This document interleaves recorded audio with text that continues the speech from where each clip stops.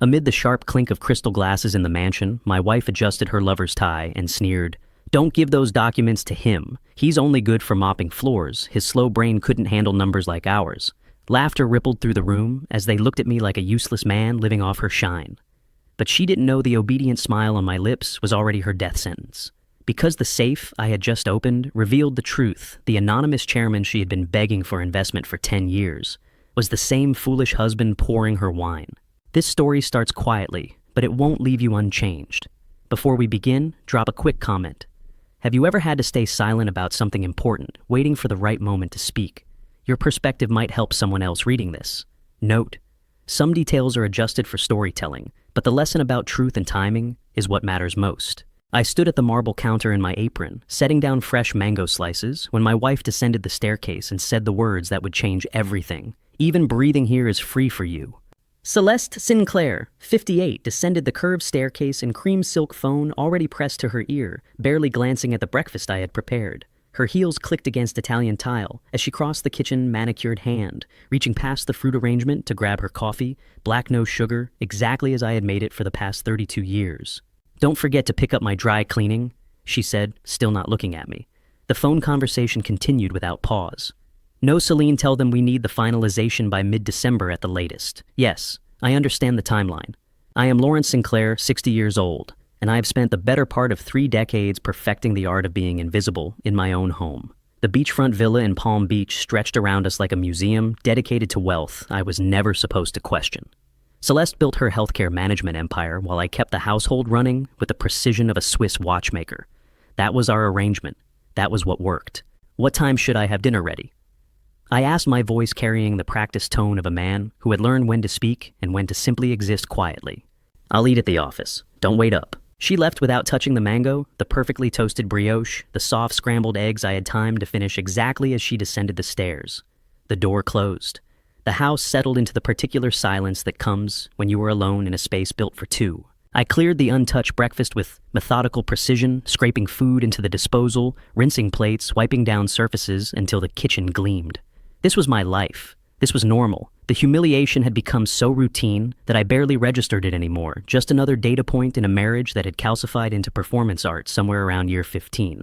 My phone buzzed at 8:15. The voicemail icon glowed on the screen. I dried my hands on the kitchen towel and pressed play, expecting a reminder about Celeste's dry cleaning, or perhaps a call from our landscaper. "Mr. Sinclair, this is Teresa Henderson from First Palm Trust Wealth Management.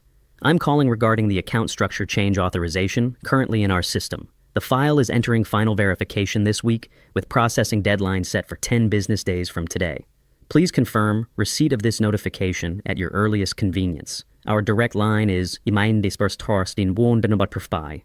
listened to the message twice. Account structure change authorization. I had authorized nothing. For 32 years, Celeste had handled our finances with the understanding that my role was domestic supportive, quietly present. I signed what she asked me to sign, nodded when she explained investment strategies in the tone one uses with a child, and maintained the household accounts she allocated to me with careful precision. It was easier that way. It kept the peace. But I had never in 3 decades received a direct call from our wealth management bank about account structure changes. How long does it take for silence to become a weapon, for submission to become a disguise? I set the phone down on the counter and stood very still, listening to the house around me. The grandfather clock in the hallway ticked. Ocean waves crashed against the private beach beyond the terrace. Everything was exactly as it always was, except for the small, cold fact that someone had filed authorization paperwork in my name without telling me. I walked to the villa's home office, my space, though Celeste rarely acknowledged I had one. The room was smaller than her executive suite tucked into the west wing, where morning light barely reached. I unlocked the filing cabinet in the corner, the one piece of furniture in this entire house that Celeste had never asked about, never searched, never questioned. Inside were documents most house husbands don't keep: corporate formation papers, stock certificates, shareholder agreements from companies. Celeste believed she managed independently, believed she had built through her own brilliance and strategic vision. She had built them. I would never deny her talent, her drive, her ruthless efficiency in business. But she had built them with capital. I provided on infrastructure I designed, using corporate structures I had established years before we met. The anonymous chairman who signed off on her major decisions, who she reported to quarterly, who she complained about over dinner when she thought I was too ignorant to understand the corporate politics she described. That was me. The filing cabinet held more than documents. It held the truth Celeste had forgotten I built this empire before I ever met her. I selected a single folder, innocuous corporate filing paperwork, that would mean nothing to anyone at her office. Just a concerned husband delivering forgotten documents. The perfect excuse to visit her healthcare management suite in Palm Beach Gardens, to observe to understand what authorization had been filed and why I was only learning about it through a bank's courtesy notification. 25 years of marriage. 25 years of playing small, of letting her believe I was the dependent one, the man who needed her wealth and status to maintain the lifestyle I enjoyed. She had convinced herself so thoroughly of this narrative that she stopped seeing me entirely. I became furniture, wallpaper, a convenient domestic manager who kept her personal life running smoothly while she conquered boardrooms. She forgot that furniture observes everything, that wallpaper hears every conversation, that the man she dismissed as helpless might simply be waiting. I closed the filing cabinet, tucked the folder under my arm, and checked my reflection in the hallway mirror. Gray hair, soft features, the slight stoop of a man who spent his days in service rather than command. Perfect. Time to visit my wife's office and see exactly who thought they were playing this game. The voicemail had confirmed what I had begun to suspect over the past few weeks. The late dinners, the distracted conversations, Celeste's particular brand of cruelty sharpening, from casual to calculated. Someone was moving pieces on a board they didn't know I controlled. I grabbed my car keys and headed for the door. Just a concerned husband delivering forgotten paperwork. Nothing suspicious about that at all. The receptionist barely looked up when I walked into Celeste's healthcare management office, carrying the manila folder, playing the part I had perfected over 25 years, the forgettable husband. The building rose from Palm Beach Gardens in sleek glass and steel, all modern efficiency and corporate polish. I had been here perhaps 3 times in the past decade for holiday parties, where I stood quietly by the punch bowl for the occasional emergency where Celeste needed something retrieved from home. The staff knew me the way you know, furniture present but unremarkable. "I'm so sorry to interrupt," I said to the young woman at the reception desk, offering an apologetic smile. "My wife forgot these files at home this morning. Is she available?" The receptionist, maybe 25, glanced at the folder with the bored efficiency of someone who had processed 1,000 interruptions. "Mrs. Sinclair is in her office, down the hall, last door on the left." "Thank you so much. I won't be long." She had already returned to her computer screen, dismissing me from her awareness with the ease of someone who had categorized me as irrelevant. I walked down the corridor with the careful posture of a man who knew his place, shoulders slightly stooped, manila folder held against my chest like a shield. The hallway stretched ahead in polished marble and recessed lighting doors marked with titles that spoke of hierarchy and power. Regional Director, Operations Manager, Executive Vice President of Strategic Planning. All positions within the company I had capitalized. All salaries paid from accounts I technically controlled. All corporate decisions that crossed my desk quarterly for anonymous approval. But here in this building, I was just Celeste's husband, the man who brought forgotten documents and apologized for existing. 25 years playing small. Let me see what happens when invisible people start watching. I passed open office doors, glimpsing employees bent over computers, conference rooms filled with afternoon meetings, the machinery of corporate life grinding forward with practiced efficiency.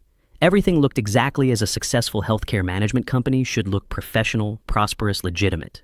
Then I saw her. Solene Redmond sat at a desk position just outside Celeste's office door, too close to be a standard assistant station, too territorial to be coincidental. She was 35, dark hair pulled back in a severe bun, wearing a charcoal suit that spoke of expensive taste and careful presentation. Her desk held a single monitor, a designer lamp, and a smartphone that her hand hovered over with the readiness of a soldier near a weapon.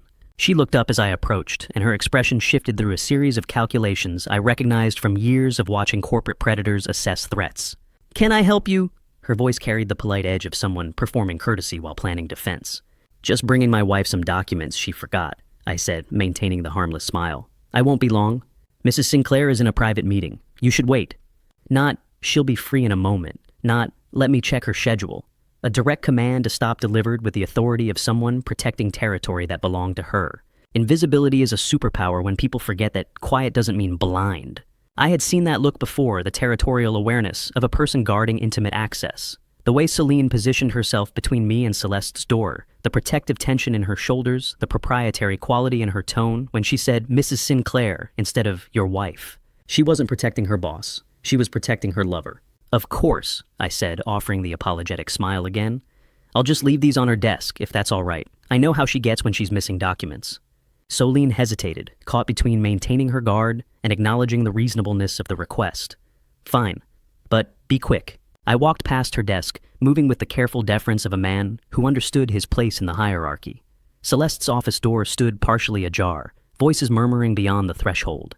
I raised my hand to knock, then paused. Through the side window, the one with blinds tilted open just enough I saw them. Celeste stood facing Celine, their bodies closer than any professional relationship warranted. Celine's hand rested on Celeste's waist, with the casual intimacy of someone who had touched that waist many times before. Their foreheads nearly touched, and Celeste leaned into the contact with the kind of ease that comes only from habit, from comfort, from something that has been happening for longer than a moment. "Not here?" Celeste said, her voice carrying through the partially open door. "Someone might see." "Your husband doesn't notice anything," Celine replied, her hand sliding lower. "He's harmless." I watched for exactly 15 seconds, long enough to commit every detail to memory, not so long that someone might notice me standing frozen in the hallway. November 28th, 2:37 p.m. Private office northwest window. Celine's hand on Celeste's waist. Intimate positioning. Celeste leaning into contact. Overheard statement. "Your husband doesn't notice anything." Evidence documented. The folder in my hand suddenly felt heavier, not with documents, with decisions. I turned and walked away without making a sound, my footsteps silent on the marble floor. My breathing controlled my expression, carefully neutral. Past Celine's desk, she had returned to her monitor, satisfied that she had established dominance over the harmless husband. Past the conference rooms and office doors, and all the machinery of corporate success. The receptionist looked up as I passed. "All set." "She's in a meeting," I said, still holding the folder. "I'll try again later." Another polite smile, another dismissal. I walked out into the late afternoon sunlight and crossed the parking garage to my car with the measured steps of a man who had nothing to hide and nowhere urgent to be. Inside the car, I sat for 3 full minutes, not crying, not shouting, not feeling much of anything except the cold, familiar sensation of strategy crystallizing around observed facts. I opened the voice recorder app on my phone and spoke 4 words into the quiet. November 28th, call Dashel. My adopted son worked in corporate security and digital forensics. He would know what to look for. More importantly, he would know how to look without leaving traces. The affair wasn't about love. I had suspected as much the moment I received Teresa Henderson's voicemail about unauthorized account structure changes. Celeste didn't do anything without strategic purpose. If she was risking her reputation, her marriage, her carefully constructed professional image, it was because the prize was worth more than sentiment, something far more valuable than love. Something worth approximately $100 million in life insurance corporate assets and carefully hidden wealth. I started the car and pulled out of the parking garage, heading home to begin documenting everything. The leather notebook had sat in my private filing cabinet for 5 years unopened, waiting for the moment when careful observation would matter more than loud accusations. I drove home from Celeste's office in deliberate silence, the radio off my mind cataloging facts with the precision I'd once used to audit corporate divisions for irregularities. November 28th, 2:37 p.m. Physical contact observed. Territorial behavior from the assistant. Overheard statement suggesting my perceived harmlessness. The villa felt different when I entered through the side door bypassing the kitchen, where Celeste would expect me to prepare dinner. I moved directly to my private office, the small room in the West Wing, that she had dismissed years ago as my project space, without ever asking what projects I worked on there. The filing cabinet sat in the corner, innocuous gray metal that matched 1,000 other office fixtures. I unlocked it with the key I kept on my personal keyring, the one Celeste had never shown interest in, and removed the leather-bound notebook from the bottom drawer. It was expensive leather, the kind that ages well that holds ink without bleeding through pages. I had purchased it during my last year as a corporate investigator before I met Celeste, before I decided that building an empire quietly was more valuable than climbing corporate ladders loudly. I opened to the first blank page and began documenting with the methodical precision of someone who had spent decades building cases that would hold up in court. November 28th, 2024, 2:37 p.m. Healthcare Management Office, Palm Beach Gardens. Subjects, CS and SR. Physical contact observed hand on waist, intimate proximity. Overheard dialogue, quote, "Your husband doesn't notice anything. He's harmless." Duration of observation. 15 seconds, emotional state controlled. 25 years ago, I had documented safety violations in cold storage facilities the same way. Evidence first, emotion never. The habit returned like muscle memory, clinical precise, building a foundation that could support the weight of consequences. But documentation alone wasn't enough. I needed to know what they had been doing with my name, my credentials, my carefully maintained anonymity. I pulled out my phone and dialed the one person I trusted completely. Dashel Sinclair answered on the second ring. My adopted son, 28 years old, had inherited my strategic mind and turned it toward digital systems instead of corporate structures. He worked as a cybersecurity specialist for a consulting firm that handled forensic investigations for Fortune 500 companies, the kind of work that required clearance discretion and the ability to find patterns in data that others missed. Daschle, I need you to run a system audit, not a routine check, a forensic audit. His voice shifted immediately from casual to professional. No questions about why I was calling at 6 p.m. on a Wednesday. No demands for emotional context. Just the careful focus of someone who understood that when I used that tone, something serious was happening. What am I looking for? Authentication tampering, secondary accounts, access logs showing midnight activity, and anything filed or authorized using my credentials that I didn't personally approve. A pause. 2 seconds of silence where I knew Daschle was processing the implications. Corporate accounts too, or just family. Everything. If someone's moving money or changing authorizations, I want timestamps, device, IDs, and IP addresses. Corporate fraud and marital betrayal have one thing in common. They both leave digital fingerprints if you know where to look. I'll need account numbers and date ranges, Daschle said, and I heard the sound of a keyboard already clicking in the background. In authentication protocols, are we talking two-factor biometric or both? Both. Primary accounts use fingerprint plus rotating token. Secondary verification requires physical device authentication. Check for any device registrations I didn't personally authorize. Time frame. That past 6 months, but focus on the last 90 days. More keyboard sounds. Daschle was already working, already pulling up systems, already doing what he did best, finding truth in data that people thought they had hidden. I'm remoting into the corporate security system now, he said. Need your admin credentials to access the authentication server logs. I rattled off a 16-character password from memory, the kind of password that Celeste had once laughed at as excessive when she saw me typing it. She thought I was paranoid. She didn't understand that security isn't paranoia. It's planning for the moment when trust becomes a liability. That's got it, Daschle said. Running queries now against access logs. This is going to take a few hours. I'll call you when I find something. Thank you. Dad. His voice softened slightly, the professional mask cracking just enough to let concern through. Should I be worried? Yes, I said, but not about me. He understood. Daschle never asked why I needed the audit. That's the difference between a son who trusts you and a wife who's been lying for years. I hung up and sat in the quiet of my office, the leather notebook open on the desk, the filing cabinet still unlocked beside me. Outside the window, the sun was setting over the Palm Beach coastline, painting the sky in shades of orange and purple that Celeste would have called beautiful if she'd been here to notice. But she wasn't here. She was still at her office, probably still with Celine, probably still planning whatever they had been planning for the past however many months. I opened my laptop and began cross-referencing dates. The voicemail from Teresa Henderson about account structure changes. The timeline Celeste had mentioned on the phone that morning about finalization by mid-December. The increasing frequency of her late nights at the office over the past 3 months. Patterns emerged. They always do if you look long enough with the right tools. My phone rang. 20 minutes. Daschle had said it would take hours, but he was calling back in 20 minutes, and the speed of the callback told me he'd found something significant enough that waiting didn't make sense. Dad, you need to see this. His voice carried the careful control of someone delivering bad news to a client. Someone's been accessing your accounts at 2 a.m. for the past 3 months, and they're using an authentication device that's definitely not yours. I closed the leather notebook and pulled the laptop closer. Send me everything. Already compiling the report. But Dad, this isn't random access. It's systematic. They're checking specific accounts on specific schedules, and they're good at covering their tracks. If I hadn't been looking for authentication device mismatches, I might have missed it. How good? Professional good. Whoever set this up knew what they were doing. The affair was just the surface. Whatever Celeste and Soline were doing, it had been planned for months, executed with precision, and designed to be invisible to someone who wasn't actively looking.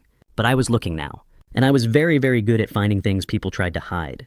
The timestamp log on Daschle's screen showed 87 unauthorized access attempts across 3 months, every single one, occurring between 200 and 2:47 a.m., the hours when I had always slept most deeply. Daschle had sent the screen share link at 8:30 that morning, and now I sat watching evidence compile into an undeniable pattern. Red markers indicated login events. Blue showed account modifications. Yellow highlighted notification setting changes.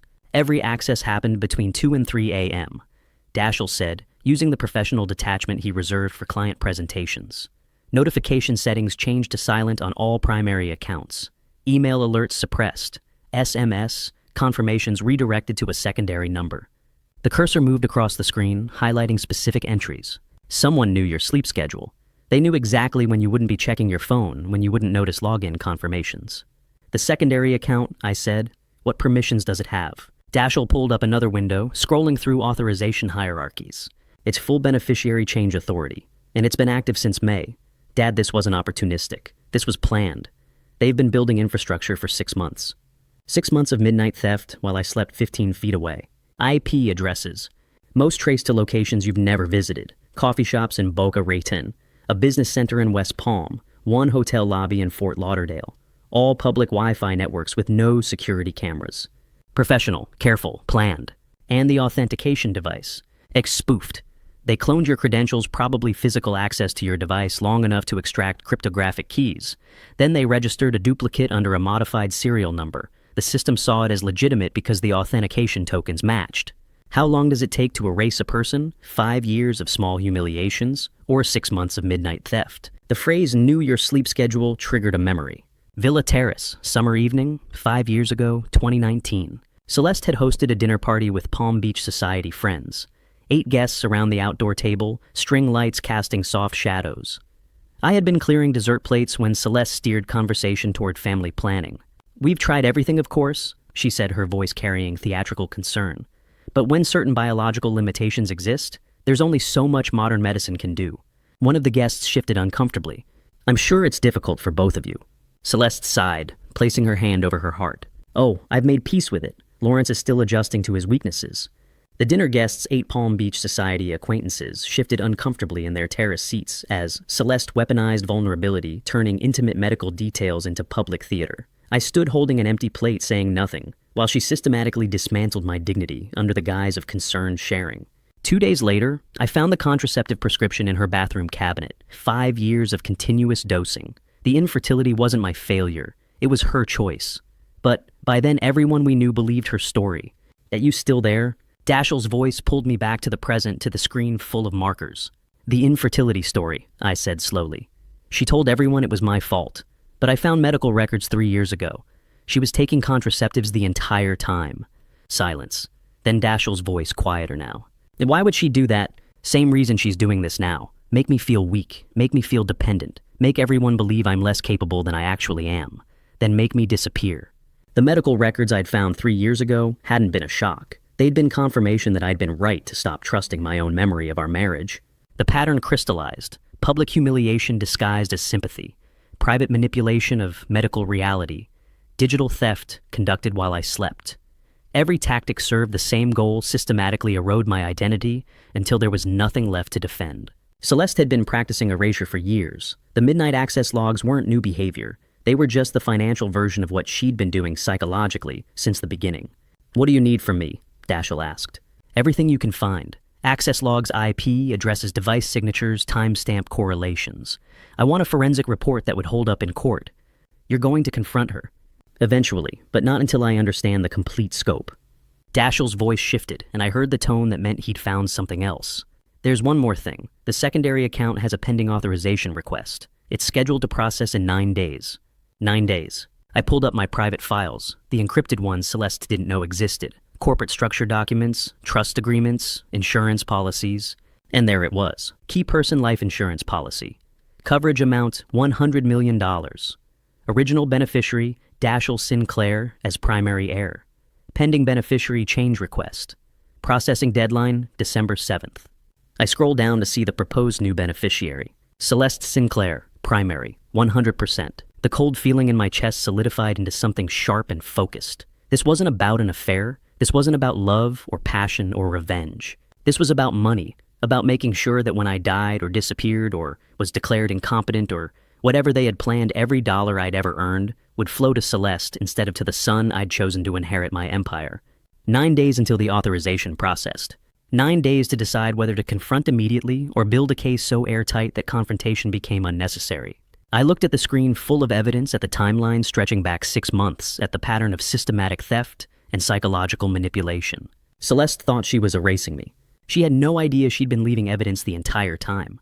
The manila envelope had been filed under medical resolved for 3 years, sealed with tape I'd placed there myself, the day I decided some truths were too painful to keep reviewing. 9 days until the insurance beneficiary change processed.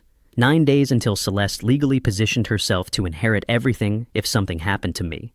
But before I could understand what they were planning, I needed to confirm what I'd been denying for a decade. I pulled the envelope from my private filing cabinet, feeling the weight of documents I'd deliberately archived to avoid confronting their implications. The seal broke with a sound like tearing skin. Inside were pharmacy receipts, prescription records, and billing statements I'd collected quietly over years of suspicion but never acted upon. 7 years of evidence from 2015 to 2022, each page documenting a truth I'd chosen not to see. The first receipt was dated March 2019. Prescription refill, birth control, patient Celeste Sinclair, physician Dr. Morrison, date March 12, 2019. Dr. Morrison, the physician whose name appeared on 7 years of contraceptive prescriptions, had unknowingly provided the paper trail that would expose Celeste's decade-long deception. March 2019, the same month she'd told her friends at that dinner party we'd been trying for 2 years. I spread the documents across my desk, chronologically creating a timeline of methodical betrayal. Each prescription refill told a story. Each date marked a moment when Celeste had been maintaining her deception while publicly performing grief over our childless marriage. July 2017, October 2018, March 2019, June 2020. Every single year. Never missed a refill. One receipt showed a pharmacy in West Palm Beach, dated August 15th, 2020. I pulled up my phone's calendar and scrolled back. 2 days before that prescription, Celeste had sat across from me at breakfast and said, "We should stop trying and accept reality." I'd believed her. I'd nodded sympathetically. I'd agreed that perhaps we weren't meant to be parents, that perhaps my body was simply incapable of what hers deserved. The memory surfaced with crystalline clarity. The fertility specialist's office 3 years ago. Modern furniture, abstract art on the walls, a desk between us and Dr. Reynolds, who specialized in unexplained infertility. Celeste had cried, real tears streaming down her face as Dr. Reynolds explained that sometimes despite testing, despite treatment, despite everything medicine could offer, conception simply didn't happen. "We've run every test," Dr. Reynolds had said, his voice gentle with practiced sympathy. "There's no medical explanation we can find." Because he was testing the wrong person, Celeste had made sure of that. She'd cried, and I'd held her hand through every fake tear, believing we were sharing grief when she was performing a script she'd written years earlier. How many lies can one person maintain simultaneously? Turns out the answer is as many as it takes to steal a fortune. I pulled another document from the envelope. Pharmacy billing statement from 2016 showing 3 refills that year. Each one filled at a different location across Palm Beach County, Boca Raton, Jupiter, West Palm Beach. Never the same pharmacy twice in a row. Never anywhere I might accidentally encounter the pharmacist. Always when I was traveling for business. I cross-referenced the prescription dates against my old calendars, the ones I kept digitally backed up out of corporate habit. Every single refill coincided with a trip. Chicago, New York, Los Angeles. She'd timed them perfectly. "I knew," I said to the empty office. Some part of me always knew. I just didn't want to believe my own wife was that calculating. But the evidence didn't lie. The receipts didn't perform. The dates didn't manipulate. I sat back in my chair looking at the chronological spread of documents. This wasn't random cruelty. This wasn't even about not wanting children. This was strategic psychological warfare. The pattern was clear, now laid out in pharmaceutical paper trails and billing codes. Make me feel defective. Make me feel dependent. Make me question my own adequacy. Erode my confidence year by year until I accepted the role she'd assigned me. The house husband who contributed nothing, who needed her wealth, who existed at her discretion. And now, with a decade of groundwork laid, she was executing the final phase. The midnight account access, the forged authorizations, the insurance beneficiary change that would transfer everything I'd built to the woman who'd spent 10 years making me feel like I'd built nothing. The worst part wasn't the lying, it was the crying. She'd cried in that fertility specialist's office, and I'd held her hand through every fake tear. I pulled out my phone and began photographing every document, every receipt, every prescription record, every billing statement, clinical documentation of systematic deception. Nick, 10 years. I said, the words landing in the quiet like stones dropped in deep water. She's been doing this for 10 years, making me feel like the problem while she systematically positioned herself to take everything. But she'd forgotten one thing. I hadn't built a $500 million company by ignoring evidence. I'd built it by finding patterns, documenting irregularities, and acting on facts rather than feelings. The house husband facade wasn't something that just happened. She'd engineered it, year by year, humiliation by humiliation, prescription by prescription. But facades cut both ways. She thought she was married to a passive dependent man who'd accepted his role as decorative spouse. She had no idea she was married to someone who'd spent 30 years building forensic cases against corporate criminals. I opened my phone's contact list and scrolled past Dashiell's name to someone I hadn't called in 5 years. Gerald Carpenter. private investigator, former FBI Financial Crimes Division. The kind of investigator who didn't follow cheating spouses into hotel rooms. He followed money trails into offshore accounts. Because whatever Celeste and Celine were planning, it went deeper than an affair and a forged signature. The affair was camouflage. The intimacy was distraction. The real crime was financial, and it had been in motion for months, maybe years. I needed to know how deep the fraud went. I needed to know who else was involved. I needed to know every account, every authorization, every piece of the scheme Celeste thought she'd hidden. And I needed to know it before December 7th. I pressed call and waited for Gerald Carpenter to answer. Time to see what else she'd been planning while I slept. Marcus Holloway answered on the fourth ring, his voice carrying the same careful neutrality I remembered from the corporate fraud case 5 years ago. "By Lawrence Sinclair," I said. "I need your services again." Been a while. No surprise in his tone. Marcus Holloway, the private investigator I'd used 5 years ago to expose financial fraud at a competitor's cold storage facility, specialized in following money trails, not adulterous spouses. "What kind of case?" Financial fraud, probably insurance fraud, possibly something worse. Time frame, 8 days. There's a beneficiary authorization processing on the 7th. I need to know who they're working with before it goes through. A pause, the sound of a pen clicking. My wife, her assistant, possibly others. "I'm not paying you to photograph hotel rooms. I need you to follow the money, bank statements, business meetings, anyone they're consulting about financial structures." "Understood." Marcus's voice shifted into the professional register I remembered.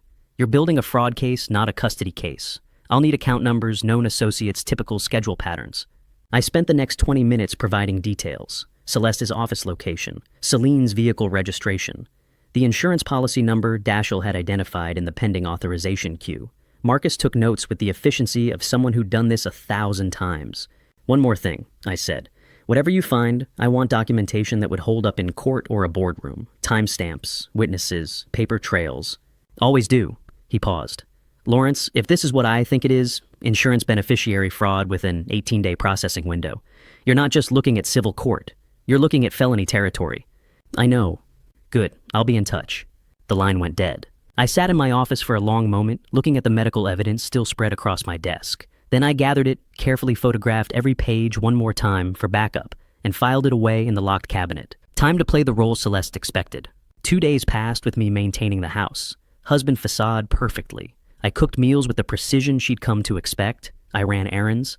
I picked up her dry cleaning without being asked. I asked polite questions about her day, and accepted evasive answers with the patience of someone who'd never learned to demand better.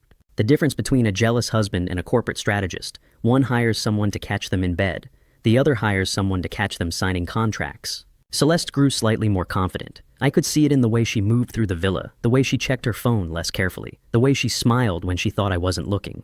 She was winning, or she thought she was. On the morning of December 3rd, an encrypted email from Marcus arrived with the subject line, "Financial activity confirmed." I waited until Celeste left for the office before opening it. The report began with a timeline. December 1st. Subject 1. Celeste and Subject 2. Celine met at healthcare office, departed together at 6:30 p.m. December 2nd. Subjects met at upscale restaurant on Worth Avenue, Palm Beach, 7 p.m. Third party present. Then came the photographs. Time-stamped, geotagged, taken from a distance with the kind of telephoto lens that captured detail without proximity. Celeste and Celine sat at an outdoor table, white tablecloth, catching the evening light, palm trees swaying in the background. Worth Avenue's designer boutiques visible across the street. But they weren't alone. Seated across from them was a man in his 50s wearing an expensive suit, the kind of tailored precision that spoke of serious money and professional credibility. Business cards lay on the table between them, documents spread across the white cloth, close enough to be readable if you knew what to look for. Marcus's caption identified him, Gerald Carpenter, 56 senior insurance consultant, specializing in high net worth life insurance policies and estate planning. I zoomed in on the photographs, Celeste leaning forward intently, her expression focused in a way I recognized from boardroom negotiations. Celine taking notes on a leather portfolio. Carpenter pointing to specific clauses in what appeared to be a policy document, his finger tracing lines of text I couldn't quite read. This wasn't a romantic dinner. This was a business meeting. The next photo showed them entering a hotel lobby together at 9:45 p.m. The timestamp glowed in the corner like an accusation, but Marcus's caption read, "Financial, not romantic. Observe departure patterns consistent with professional consultation, extending past restaurant close time." The hotel footage didn't make me angry. The insurance documents on that table, those made me dangerous. I scrolled through the rest of Marcus's report. 90 minutes of discussion, multiple document reviews, Carpenter producing what appeared to be comparison charts, Celeste and Celine reviewing paperwork with the intensity of people making decisions that would affect large sums of money. Marcus's final note, Subject 3. Carpenter specializes in complex beneficiary structures and estate optimization. Recommend immediate background investigation. Insurance consultant, I said to the empty office. They're not just changing the beneficiary, they're planning the whole structure with professional help. I typed a response, background check Carpenter immediately, and find out if there are other consultants involved. This is bigger than I thought. Marcus's reply came back within minutes, already running it. Report in 2 hours. I stood and walked to the window, looking out at the Palm Beach coastline. Somewhere out there, Celeste was sitting in her office, probably congratulating herself on how smoothly everything was progressing, how her harmless house husband suspected nothing, how the insurance consultant was helping them optimize the structure, how 8 days from now, everything would be in place. She had no idea I was building a case file. 2 hours later, Marcus sent the background report. Gerald Carpenter, 28 years in high net worth insurance, specializing in complex beneficiary structures and estate optimization. Licensed in Florida, New York, and California. Clean record. Professional credentials impeccable. But buried in the third paragraph was a detail that made my blood run cold. Carpenter had been investigated twice by insurance regulatory boards for facilitating questionable policy transfers, where the insured party died within 18 months of the beneficiary change. Both cases closed due to insufficient evidence. No charges filed, no professional sanctions. But the pattern was there. Insured party dies. New beneficiary collects. Carpenter collects his consultant fee. Everyone walks away clean, except the person in the ground. I read the paragraph 3 times, committing every word to memory. Then I typed 3 words back to Marcus Find Celine's history. The insurance policy document Marcus forwarded was 127 pages long, but I only needed to read page 3 to understand that my wife wasn't planning a divorce, she was planning a funeral. Marcus's email had arrived at 2 p.m. with the subject line, Complete Policy Documentation attached. Review beneficiary change structure immediately. I opened the file and began reading. Key person life insurance policy. Coverage amount, $100 million. Established to protect the cold storage empire's continuity in case of the death of the primary shareholder and operational director. Current beneficiary structure, corporate trust administered by Lawrence Sinclair with disbursement protocols designed to ensure business continuity and employee protection. That was the policy I remembered establishing 15 years ago, back when I was still actively running operations, before I decided that building wealth quietly was more valuable than building a public reputation. Then I scrolled to the proposed changes. Pending authorization. Processing deadline. December 7th, 2024. New beneficiary Coastal Holdings Group, LLC, Registered Delaware Corporation. Managing member, Celine Redmond. Secondary member, Celeste Sinclair. I read it twice. Celine wasn't just Celeste's lover. Celine wasn't just her accomplice. Celine controlled the entity that would receive the payout. Marcus's note appeared in the margin. Your wife isn't even the primary. Celine Redmond controls the entity. Coastal Holdings Group, created May 15, 2024. Same month, Daschle found that secondary account. They've been building the infrastructure for 6 months. 6 months of planning, 6 months of midnight access, 6 months of positioning Celine as the one who would actually control the money when the time came. They're not splitting my money, I said to the empty office. They're taking all of it and cutting me out completely. But the beneficiary change was just structure, just paperwork. I pulled up Marcus's background report on Gerald Carpenter and began cross-referencing dates. Case 1, high net worth beneficiary, change June 2018. Insured party, Robert Mitchell, 62 real estate developer. Beneficiary change from wife to newly created LLC. Subject deceased, November 2019, accidental fall from yacht deck during solo sail. Investigation ruled accident.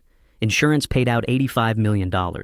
Gerald Carpenter listed as insurance consultant on the beneficiary change documentation. Case 2, estate restructuring with beneficiary modification. March 2020, insured party, Thomas Reynolds, 58 investment banker. Beneficiary change from Children's Trust to Business Partners Holding Company. Subject deceased. August 2021, sudden cardiac event during routine physical examination. Investigation ruled natural causes. Insurance paid out $120 million. Gerald Carpenter listed as estate planning consultant, accidental fall, cardiac event. The insurance company never questioned either one because the paperwork was perfect. I pulled up a calculator and did the math.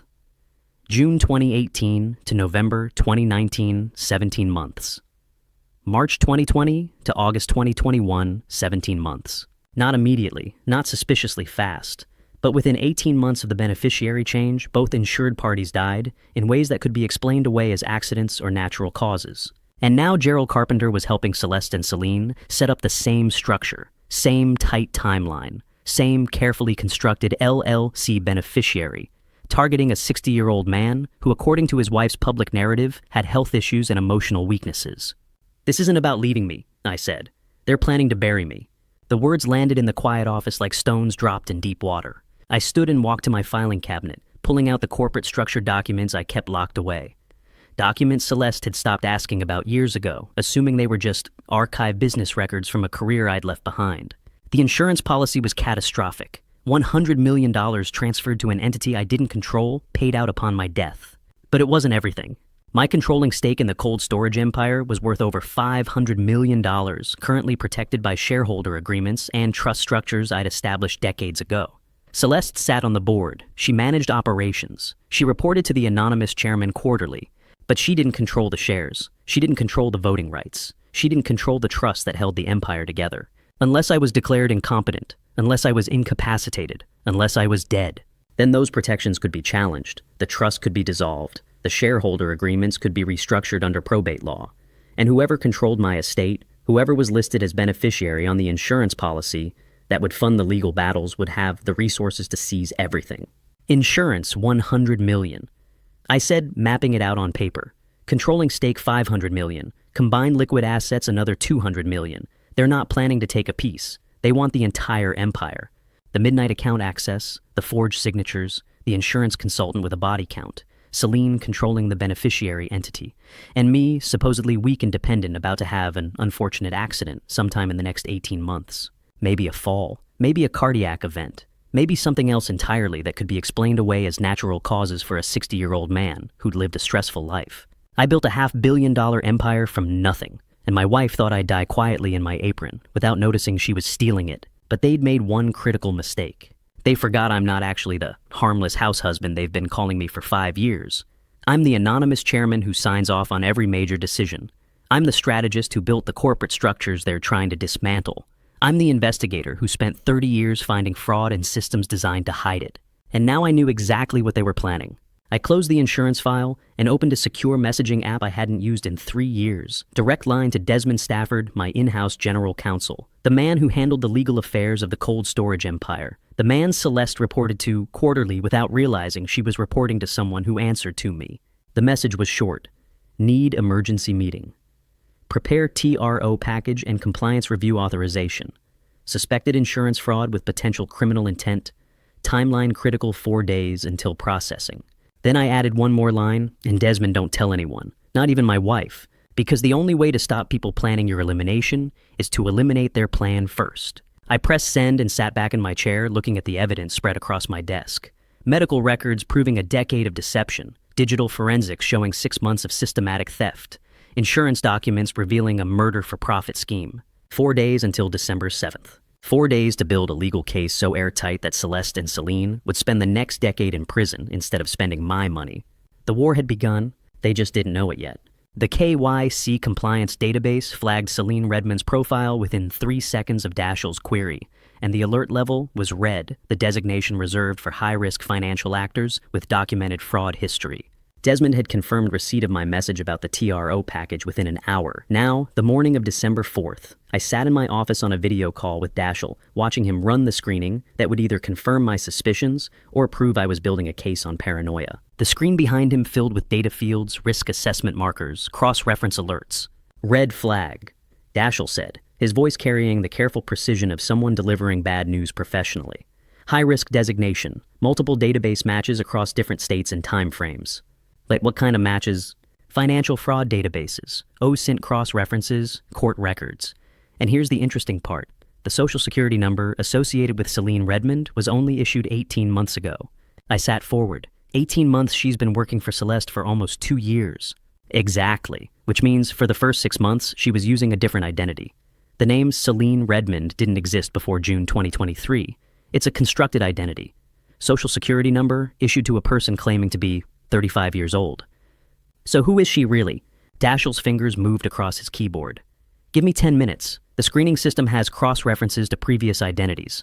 Let me follow the alias trail. I watched him work pulling up databases I recognized from my own corporate investigations years ago. Public records, financial transaction histories, court filing systems. The digital paper trail that people think disappears when they change names, but actually just gets buried under new data. Identity is supposed to be permanent, but for some people it's just a costume they change when the last performance ends. "I got it," Dashiell said. Celine Redmond was preceded by Sarah Pelletier. Louisiana, 2019 to 2023. Before that, Sandra Reynolds, Arizona, 2016 to 2019. Each identity lasted 2 to 4 years before being abandoned, always coinciding with residential moves and new employment. Same industry. Healthcare administration. All 3 identities. Sarah Pelletier worked in healthcare billing for a regional hospital network in Baton Rouge. Sandra Reynolds was in medical office management in Phoenix. The pattern was becoming clear. She didn't just change names randomly, she moved through the same professional space building, the same kinds of access targeting the same vulnerabilities. Criminal charges, I asked. 2 confirmed, insurance billing fraud in Arizona under the Sandra Reynolds identity. Embezzlement charges in Louisiana under Sarah Pelletier. Both cases were dropped. Why, Arizona case insufficient evidence after key documents disappeared from the prosecutor's office. Louisiana case primary witness failed to appear for testimony. Failed to appear or disappeared. Dashiell paused, reading something on his screen. Disappeared. I'm looking at the case notes now.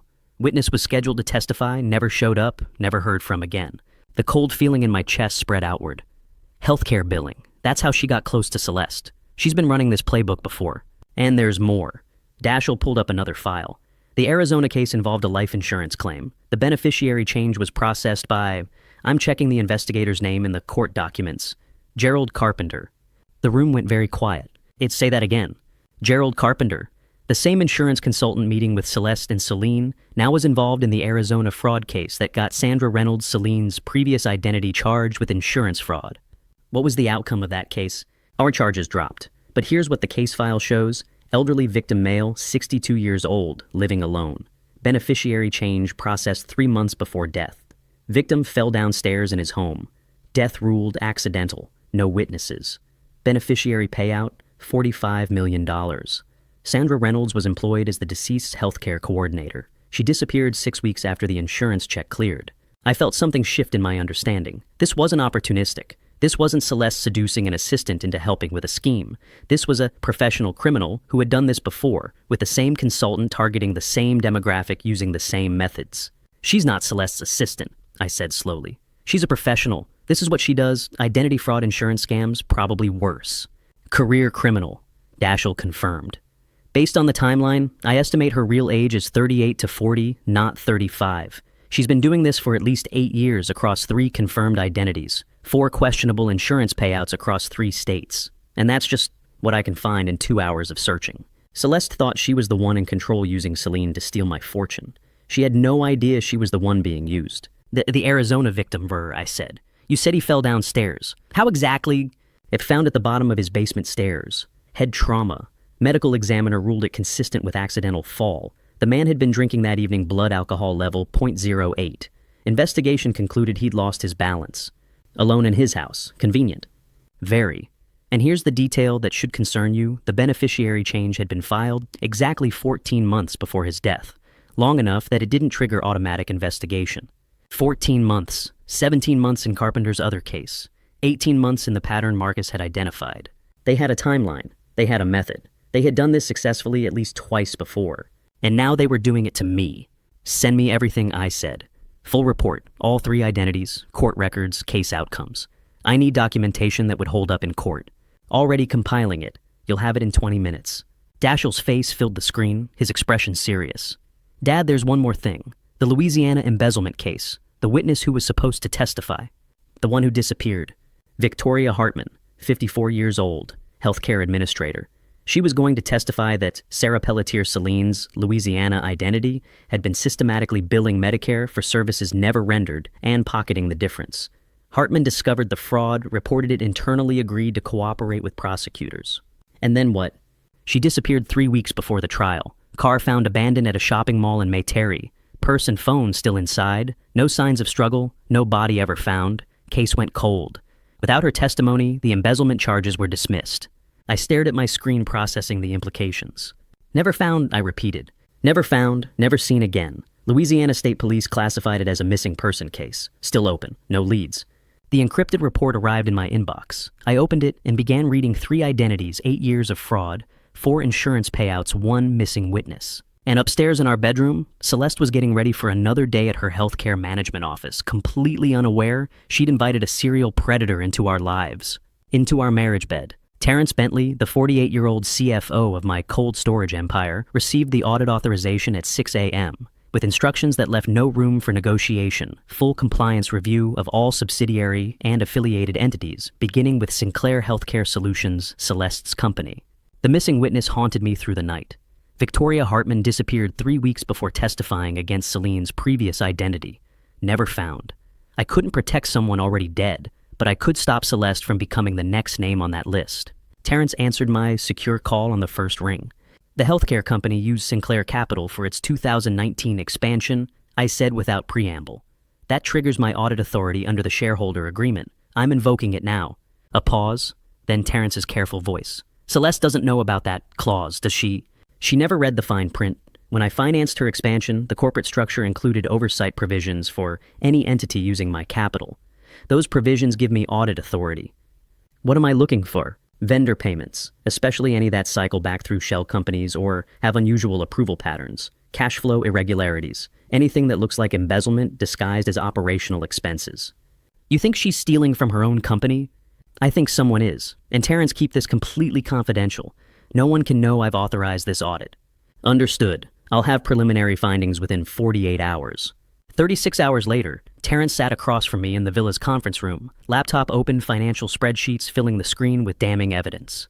Coastal Medical Supplies. He said, highlighting the first entry. Maritime Healthcare Solutions. Beachside Consulting Group. 3 dozen vendors that exist only on paper. No physical addresses beyond P.O. boxes in Delaware and Nevada. No employee records. No actual inventory or service delivery. How much? $3.2 million in the past 18 months. Payments flowing out in neat increments, $50,000 here, $100,000 there. Always just below the federal reporting thresholds that would trigger automatic investigation. Corporate fraud is just embezzlement in a suit and tie. The only difference is the paperwork looks professional while it's stealing your life. Where's the money going after the initial payment you stides? Terrence pulled up a flowchart he'd created tracing the money through layers of corporate shell games. That's the interesting part. The payments leave Sinclair Healthcare Solutions to these fake vendors. Then the money cycles through 3 intermediary accounts, different banks, different jurisdictions. Gets cleaned, gets consolidated, and ends up in... You need to see this for yourself. He turned the laptop toward me. The final destination was an offshore holding structure registered in the Cayman Islands. The entity name made my chest tighten, Coastal Holdings Group. The same LLC listed as beneficiary on my life insurance policy. They're not just stealing from the healthcare company, I said slowly. They're building a financial war chest. When the insurance money comes through, it'll flow into an entity that already has over $3 million of stolen funds. And there's more. Terrence spread transaction records across the conference table, each page marked with highlighter. Half of these fraudulent vendor payments bear electronic approval signatures, in your name. I went very still. Show me. He pulled up the authorization documents, payment approvals for fake vendors, each one stamped with the electronic signature protocol that supposedly verified my identity. Same authentication pattern, same device metadata. Documents I'd never seen. Authorizations I'd never given. All carefully backdated to make me appear complicit in a multi-million-dollar fraud scheme that had been running for over a year. If the federal government investigates this, I said, my voice deadly calm, who looks like the criminal? Arr. Terrence met my eyes. You, the controlling shareholder who financed the company and apparently approved millions in fraudulent payments. Celeste walks away clean because you're the signature on file. You're the one with access.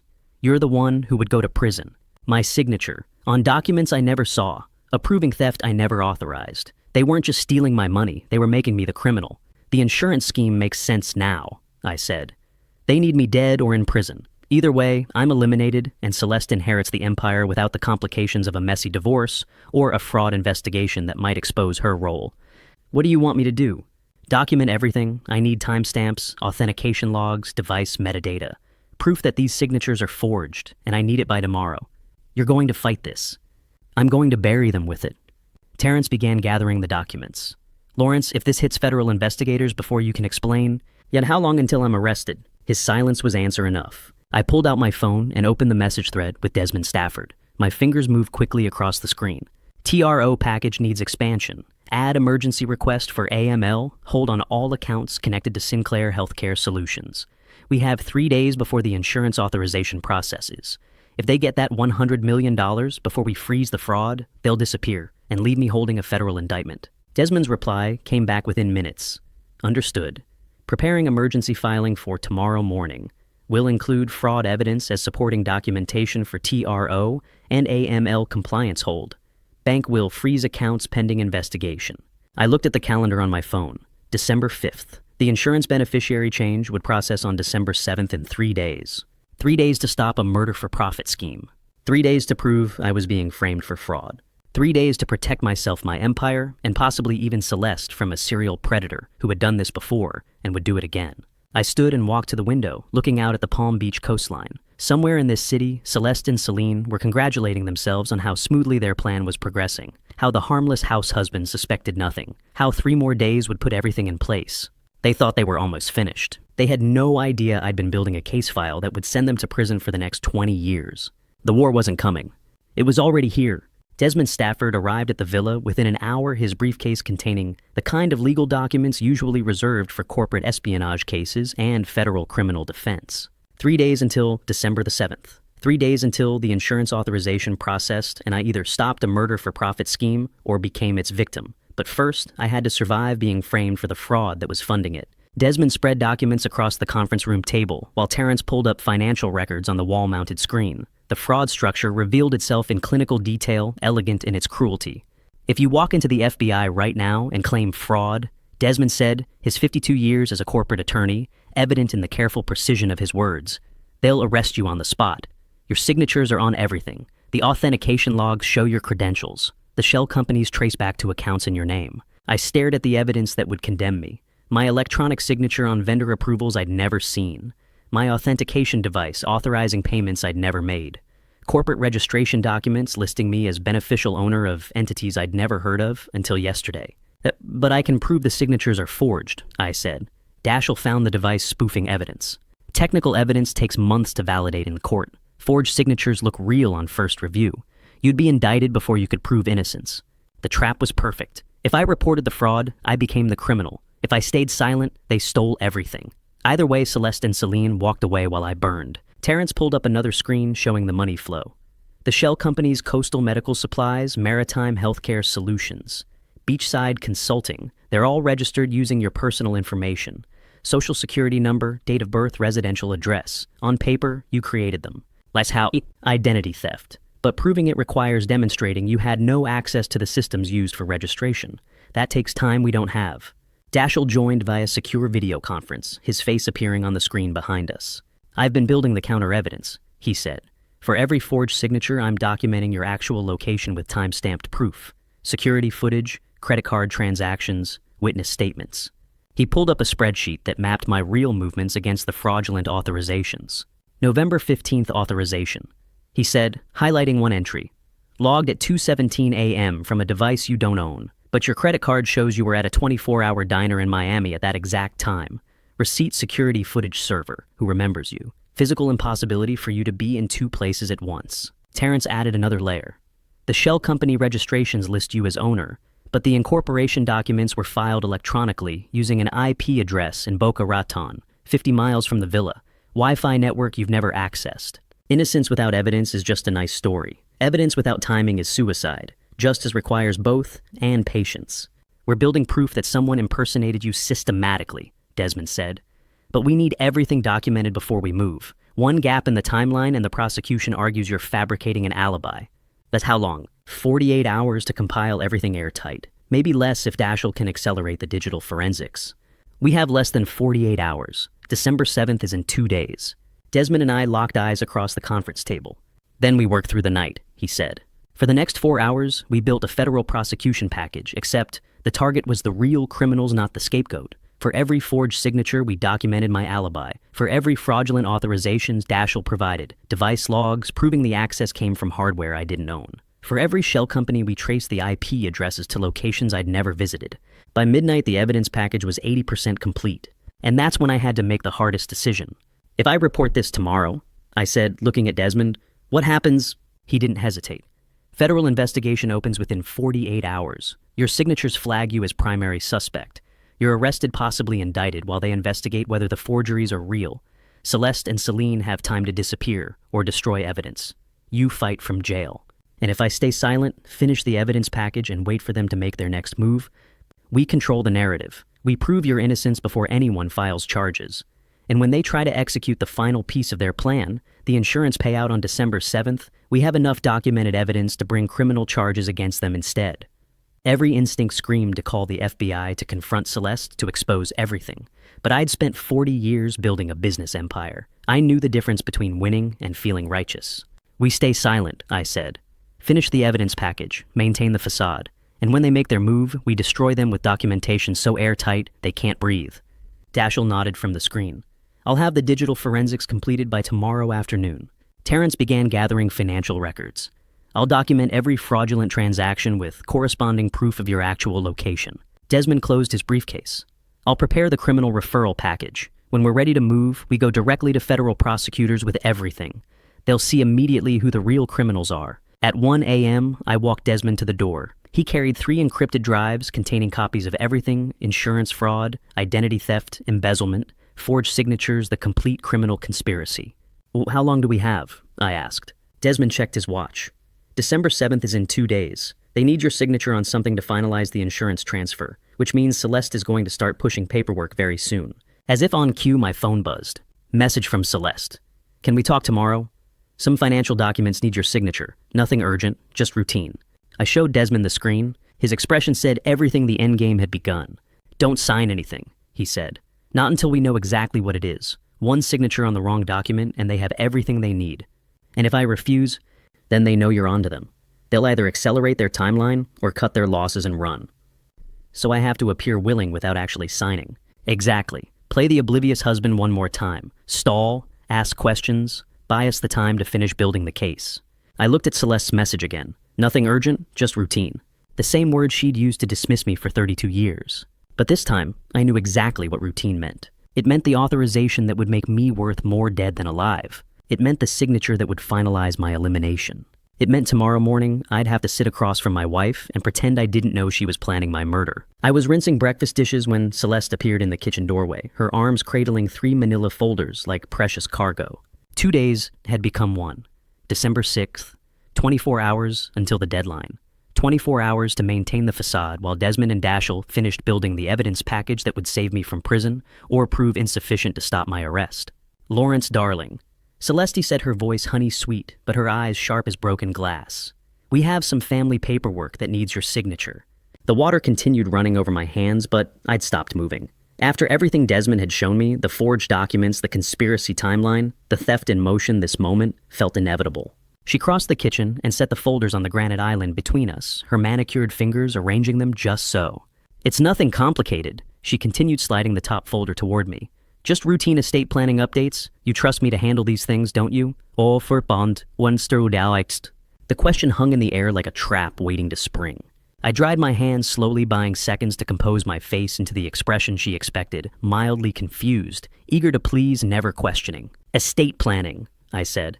I thought we updated everything last year. Minor adjustments. She opened the first folder, revealing documents that looked professionally prepared, perfectly legitimate. Beneficiary confirmations, trust structure updates, nothing that affects our daily lives. She'd brought an expensive pen Mont Blanc, the kind she used for important signatures, placed my coffee beside the folders, created the perfect signing environment. I could see the insurance authorization buried in the second folder, camouflaged between what appeared to be standard trust amendments. Should I read through everything? I asked, reaching for my reading glasses with hands that I let tremble slightly. Playing the role, the aging house husband who needed guidance. Of course, if you want to. Her smile didn't reach her eyes. Though it's quite technical, legal language. You know how these attorneys write nobody can understand it without a law degree. I picked up the first document, scanning lines of dense text. That's when she touched my hand. The gesture was gentle, affectionate, her fingers warm against mine. And suddenly, I was 15 years ago, standing in this same kitchen after my father's funeral. Celeste touching my hand exactly like this, her voice carrying the same manufactured warmth as she'd convinced me to sign power of attorney documents. The smell of jasmine from her perfume, the temperature of her fingers, the precise cadence of her voice saying, "I'll handle everything, darling. You just need to sign." The memory hit with visceral clarity, and I understood this wasn't new behavior. This was a pattern I'd been too trusting to see. I pulled my hand back, making it look like I needed to turn the page. "Take your time," Celeste said, but her tone had shifted slightly, impatience bleeding through the sweetness. I read slowly, deliberately, each paragraph taking longer than necessary. "Lawrence," her voice carried a new edge. "We've been married 32 years. I've always handled the complicated financial matters to protect you from stress. This is about securing our family's future, Dashiell's inheritance." Guilt, the first manipulation tactic deployed. "I know," I said, still reading. "I just want to make sure I understand what I'm signing." "Are you feeling all right lately?" she asked, and now concern coated the words like honey over poison. "You seem more anxious than usual. Maybe we should have Dr. Morrison check if your medication needs adjusting." Shame, suggesting my caution indicated mental decline. "I'm fine," I said, just being thorough. "Thorough is good, but paranoid isn't healthy." She leaned closer. "You're not having one of your episodes, are you? Where you start imagining things that aren't real. Gaslighting, making me doubt my own perceptions." I set down the first document and reached for the second folder, the one containing the insurance authorization. "Actually," I said, letting confusion color my voice, "maybe I should have Desmond look at these first, just to be safe." Celeste's expression froze for a half second, before the smile returned. "Desmond, our attorney. For routine estate planning, Davour. You said it was technical. He could explain it better than I could understand it." "Lawrence." Now frustration bled through completely. "Celine spent hours organizing these documents as a favor to us. It would be embarrassing to tell her we're not signing after all her work." Manipulation through social obligation. I looked at my wife, really looked at her, and felt something inside me shift and die. What I'd thought was residual love, what I'd mistaken for nostalgia, simply evaporated. The woman before me wasn't the partner I'd married 32 years ago. She was a stranger wearing a familiar face. Every sweet word was calculated violence. Every gesture was performance. This wasn't betrayal I was witnessing. It was the unveiling of what had always been there. And the clarity rather than anger became my armor. She sees a man who spent decades managing the household while she built her career. She sees someone who's never questioned her financial authority, who's soft-spoken and compliant, whose hands shake slightly as he reaches for his reading glasses. She sees someone she's completely underestimated, someone she believes she's already beaten. But she's wrong. "These need to be filed by tomorrow," Celeste said, then caught herself. Her eyes widened slightly. "Tomorrow?" I asked, injecting innocent confusion into my tone. "Why is there a deadline for estate planning documents?" She scrambled.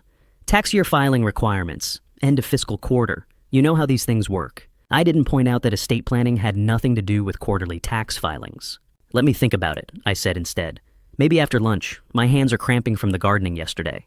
Celeste's jaw tightened, the mask slipping further. "Of course," she said, gathering the folders with barely concealed frustration. "We'll revisit this afternoon." She left the kitchen heels clicking against tile, the unsigned documents clutched against her chest, like ammunition she'd failed to use. I'd bought one more day. But I knew with absolute certainty now, December 7th was her deadline, and she was more desperate than she'd been letting on. That evening, as I was preparing dinner, my phone buzzed. Message from Terrence Bentley. "Urgent. Electronic signature authorization processed through accounting this morning. Your credentials, not your approval. They've already submitted it. December 7th filing confirmed. Call me now." My hands froze over the cutting board knife suspended midair. Behind me, I heard Celeste's footsteps descending the stairs. "Darling," her voice called out bright with false cheer. "No need to worry about those papers anymore. I took care of everything for us." I turned off my phone screen before Celeste could see the message, the knife still trembling in my grip. She entered the kitchen with the confidence of someone who'd already won, heels clicking against tile, smile bright with false warmth. "And darling, no need to worry about those papers anymore," she said, pouring wine.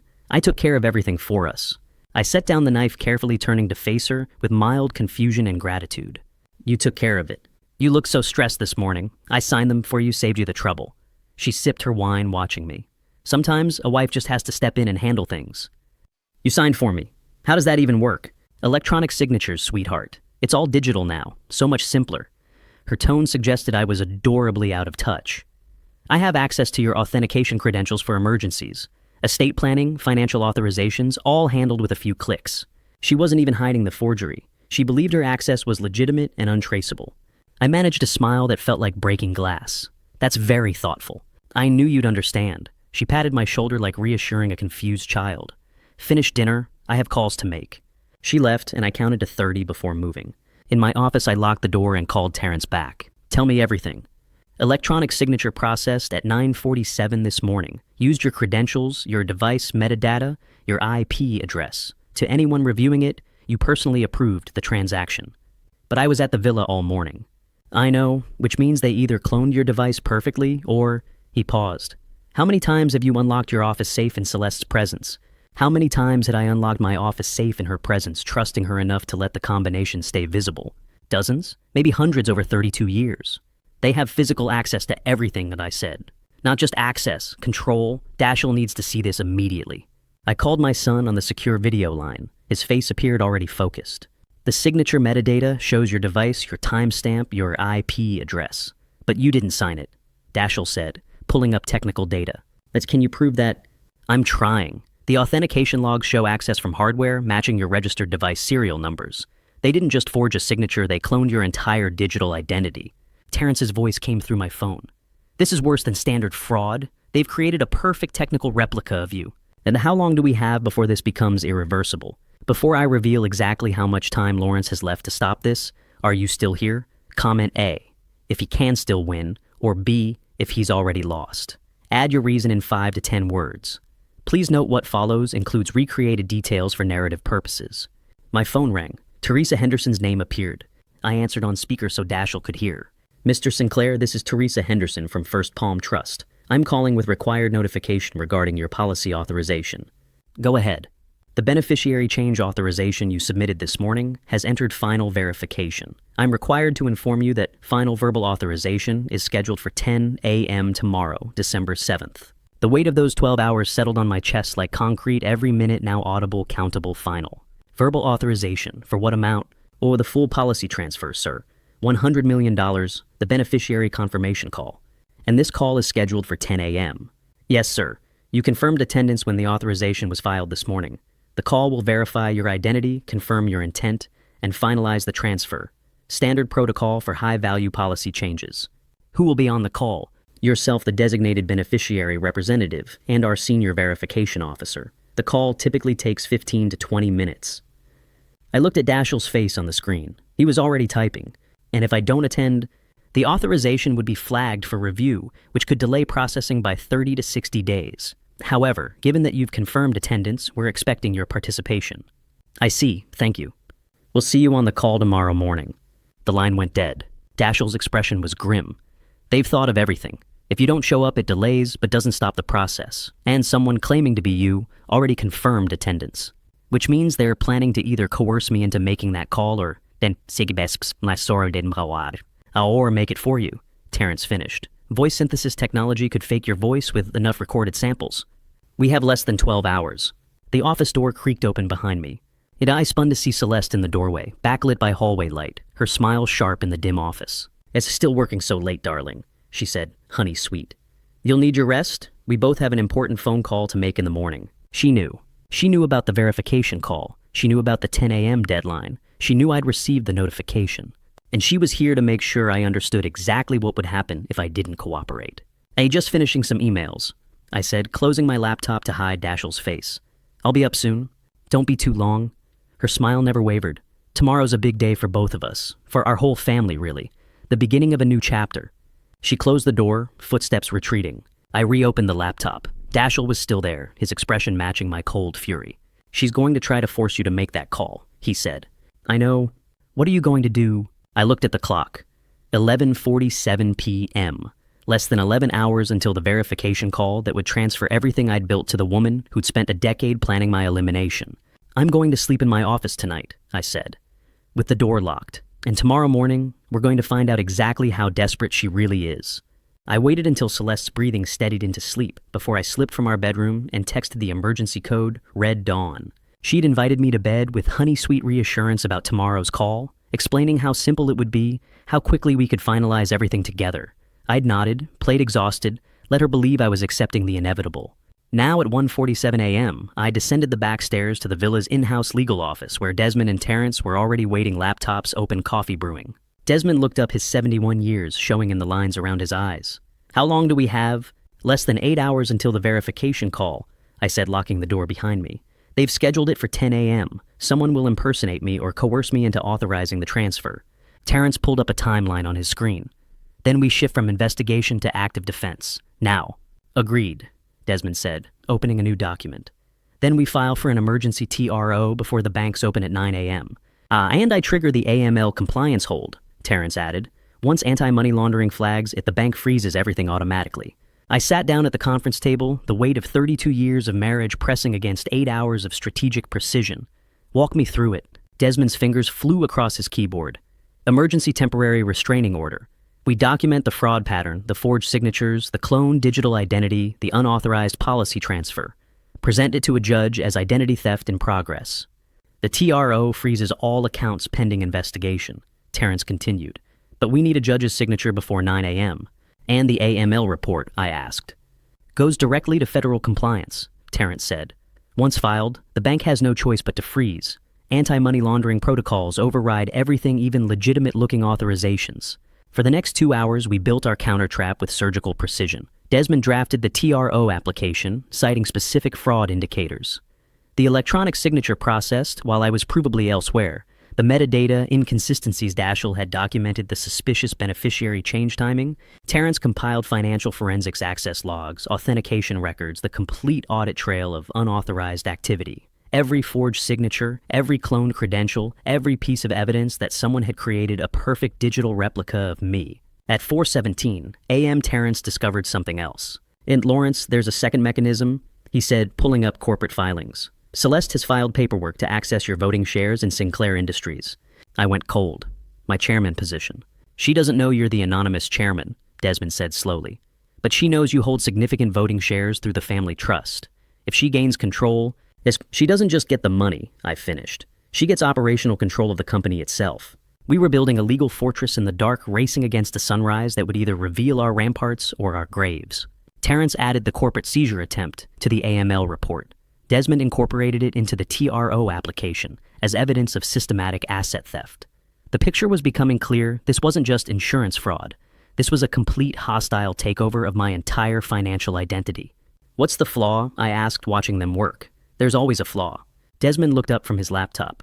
You'll need to be at the courthouse when it opens at 8:30 a.m. for emergency filing. TROs require in-person appearance before a judge. And the AML report needs your live signature, Terrence added. As the victim making the fraud claim under penalty of perjury. Digital signature won't work. They'd argue it could be forged like everything else. The logistics crystallized into an impossible equation. Leave the villa before Celeste Wake's file at the courthouse by 8:30, trigger the AML freeze, stop the 10 a.m. verification call. And if Celeste discovers I'm gone before the 10 a.m. call, I asked. Then she moves up the timeline, Terrence said quietly, and we lose everything. By 5:30 a.m., we had both documents ready. The TRO application was 47 pages of evidence, witness statements, and forensic analysis. The AML report was a devastating portrait of identity theft and financial fraud, flagged for immediate federal review. Desmond printed 3 copies of each, organized them into leather portfolios with tab dividers and exhibits. Terrence loaded backup files onto encrypted drives. The courthouse opens at 8:30, Desmond said. Emergency filings go to Judge Patricia Crane. She handles pre-bank opening injunctions. How long will the hearing take? I asked.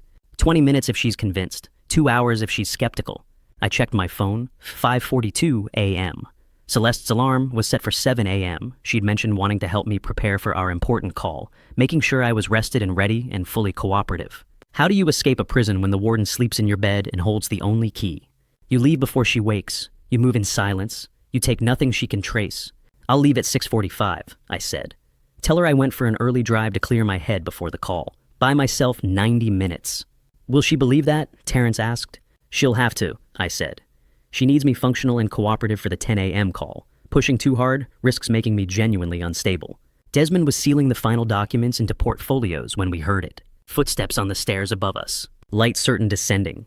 I checked my phone 5:47 a.m. Celeste's voice called down bright and alert, cutting through the early morning silence like a blade through silk. That's Lawrence. Are you making coffee, darling? I couldn't sleep either, so excited about our big day. I handed Celeste her coffee with a smile that felt like broken glass in my mouth and lied about insomnia. couldn't sleep, I said, gesturing to Desmond and Terrence, who'd positioned themselves to look like they'd just arrived. Called the team to go over some estate planning details. Thought I'd handle the boring parts before our important call. She accepted the coffee, studying my face with the careful attention of someone inventorying their assets. You should rest, darling. Big day ahead. I will, I promised, watching her retreat upstairs with the satisfied smile of someone who believed she'd already won. The moment her bedroom door closed, Dashiell emerged from the service hallway, carrying 2 equipment cases. We have 90 minutes, I said. Maybe less. Then we moved fast.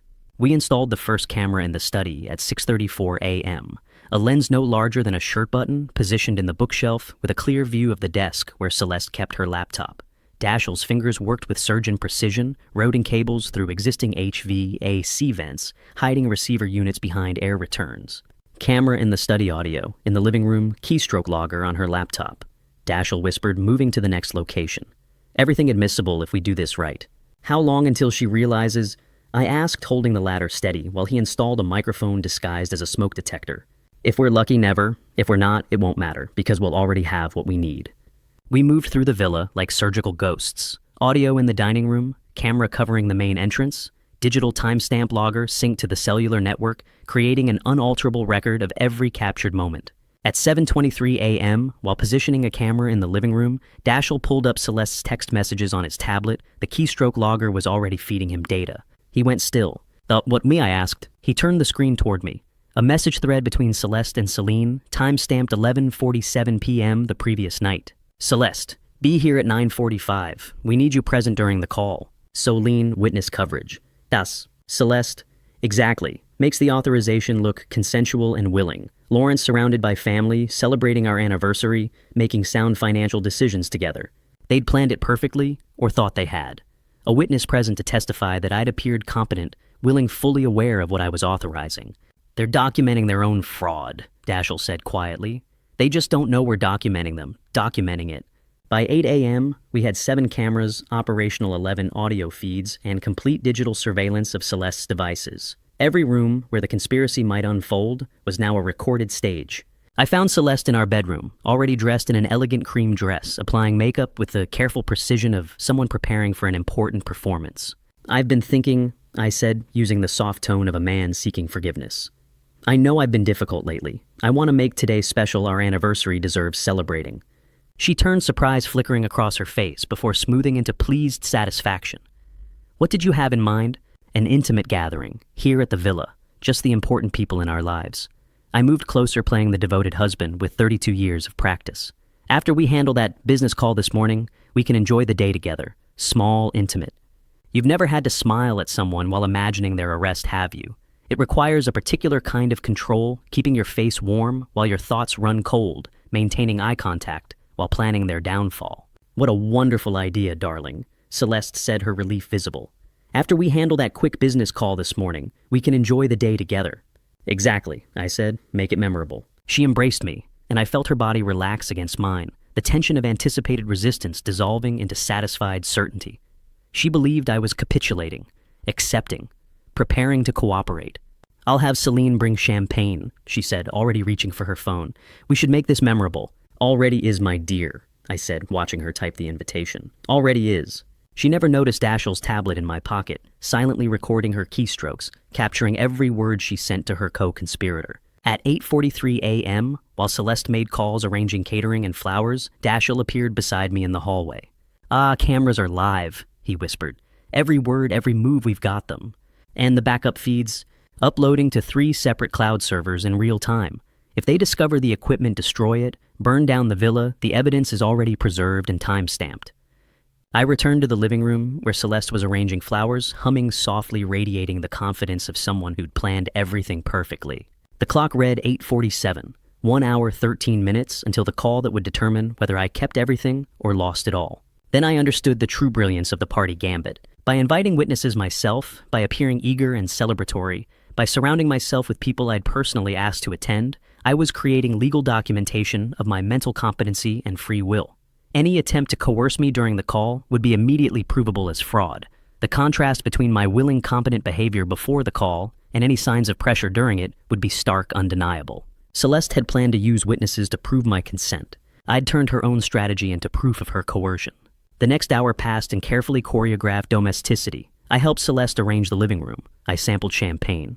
I played the devoted husband with such conviction that I almost believed it myself. At 9:52 a.m., 8 minutes before the verification call, the doorbell rang. Through the newly installed camera feed displayed on Dashiell's tablet, I watched Celine Redmond enter carrying champagne and file folders, the champagne for show, the folders for the real business. Behind her, a man I'd never seen before stepped into my home. He was carrying what looked unmistakably like notary certification equipment. The champagne was French, the guests were wealthy, and my wife was destroying me one smile at a time. The notary had certified nothing. The verification call had never happened. At 9:58 a.m., 2 minutes before the scheduled transfer authorization, Teresa Henderson had phoned with unexpected news the policy had been flagged for regulatory review, all changes frozen pending investigation. Celeste's face had gone white, then carefully blank. Now, 12 hours later, she was performing damage control through celebration. 50 guests filled our Villa Terrace Palm Beach Elite Business Associates Society Friends. String quartet playing Vivaldi. Catered hors d'oeuvres on silver trays. The anniversary party I'd proposed transformed by Celeste into a theatrical declaration of normalcy.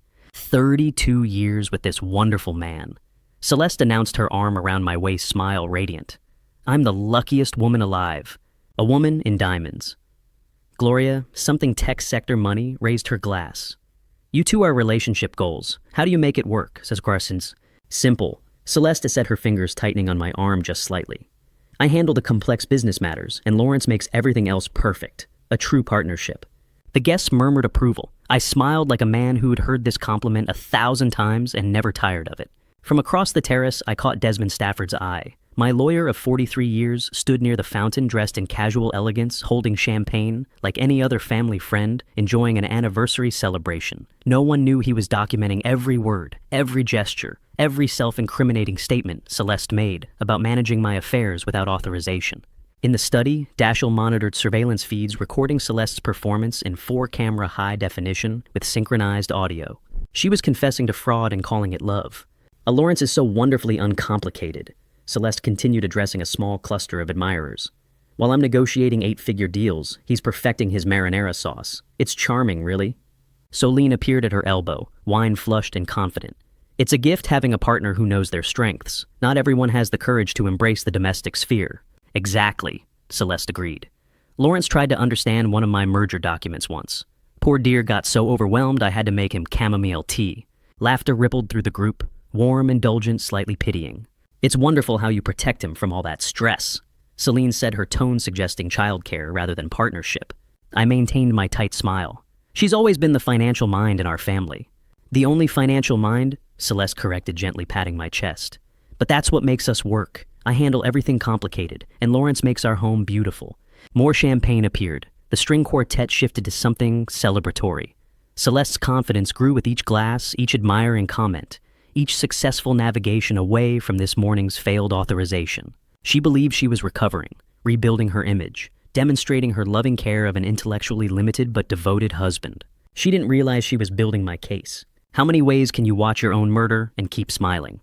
90 minutes into the party, emboldened by wine and Celine's encouragement, Celeste gathered the guests for a toast. I want to say something about my husband. She began, and the terrace quieted, 50 faces turning toward us with champagne-warm attention. I stood beside her, the devoted house husband, knowing Dashiell was adjusting camera angles to capture her face in perfect clarity. Lawrence is the reason our marriage works, Celeste said, her voice carrying across the terrace with practiced projection. He understands his limitations and trusts me completely with the complex matters. Just yesterday, I had to sign some important insurance documents for him because reading legal paperwork makes him anxious. The guests made sympathetic sounds. Poor Lawrence. How fortunate to have such a capable wife. Could you imagine him in a boardroom? Celeste continued, building to her crescendo.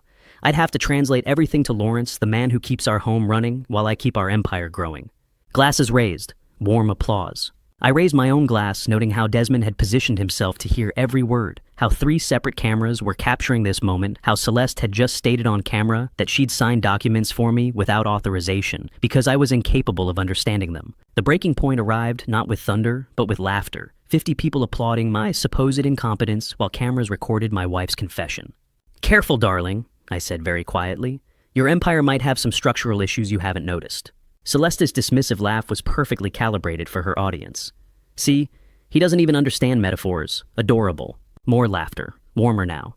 They loved the powerful woman, and her simple husband domestic bliss with clear hierarchies. Solene raised her glass higher.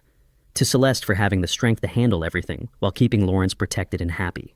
To Celeste, the crowd echoed. I looked at my wife, really looked at her, and saw the moment she registered something wrong in my expression. A flicker of uncertainty crossed her face, quickly masked, but she'd seen it. The smile that didn't reach my eyes, the stillness that wasn't submission, the realization that I'd been performing too. As the guests applauded Celeste's toast, I set down my champagne glass with deliberate precision and looked directly at my wife. Darling, I said, my voice cutting through the laughter with quiet steel. I think it's time we showed our guests what empire you've actually been building. The terrace went silent. 50 faces turned toward me, some confused, some curious, all suddenly attentive to the shift in atmosphere, the way Celeste's smile had frozen into something brittle. Lawrence, she said softly, warning in her tone. No more chamomile tea, I said. No more protection from complex matters. I think our friends deserve the truth about which one of us has been building empires and which one has been stealing them. Celeste's smile never wavered, which told me everything I needed to know. She'd been expecting this moment. You're absolutely right, darling, she said, her voice warm, with what sounded like genuine delight. Let's show them. Let's show everyone how our partnership really works. She turned to the guests with practiced grace, transforming my challenge into invitation. As Lawrence has decided to take a more active role in our financial affairs, she announced, as if I'd just suggested redecorating the living room. Isn't that wonderful after all these years? He's ready to truly understand the empire we've built together. Applause rippled through the terrace, warm, encouraging, completely misreading the temperature in the room. Celeste gestured to Solene, who moved forward with the fluid certainty of choreographed performance. From her elegant handbag too large for a simple party, I realize now she produced a leather portfolio. The authorization we discussed, Solene said, smoothly opening the portfolio to reveal a document. Just needs your signature to finalize everything. I recognized the letterhead immediately. First Palm Trust. But this wasn't the same document from the verification call that never happened. The formatting was different, the signature blocks rearranged. They'd modified it, simplified it, made it look less threatening, more routine, which meant Celeste had been carrying backup authorization papers to the party all along. This wasn't damage control. This was the plan. The verification call had been attempt 1. This public signing surrounded by witnesses who'd watched me be humiliated all evening, who'd seen me accept my place as the simple house husband. This was attempt 2. Just estate planning documents. Celeste explained to the guests, her tone suggesting boring but necessary adult responsibilities. Beneficiary adjustments we should have handled years ago. I've been managing everything alone for so long, it's time Lawrence took ownership too. A guest nearby, the tech sector woman in diamonds, whispered to her companion. What a beautiful moment of trust. Solene cleared a space on the nearest table, centering the document like a wedding contract. Someone produced an expensive fountain pen, the kind that probably cost more than most people's monthly salary. Celeste presented it to me with ceremony, her eyes meeting mine, with absolute confidence. Just a signature, darling, she said softly. Then we can enjoy the rest of our anniversary. The guests gathered closer, forming a semicircle around us. The string quartet had stopped playing. 50 wealthy faces watched with champagne-warm interest, witnessing what they believed was a touching moment of marital partnership. 50 people holding their breath makes no sound at all. I took the pen. The weight of it felt substantial, real. I positioned it over the signature line at the bottom of the page, my hand steady. Everyone leaned forward slightly, that unconscious movement of people watching something important happen, wanting to be close enough to say they'd seen it. Oh, just a signature, I said, quietly, looking at the blank line waiting for my name. That's all this is. That's all, Celeste confirmed, her voice, honey smooth. I held the pen there, point touching paper, but not pressing, not moving. The silence stretched. Someone coughed. A champagne glass clinked against a table. Before I sign anything, I said, looking up at Celeste with perfect calm, I want to hear the truth. Her smile tightened fractionally. I just explained. No, I interrupted gently. Tell these people what you're really asking me to authorize. Estate planning, she repeated, strain creeping into her voice now. Beneficiary adjustments, standard financial instruments. Tell them.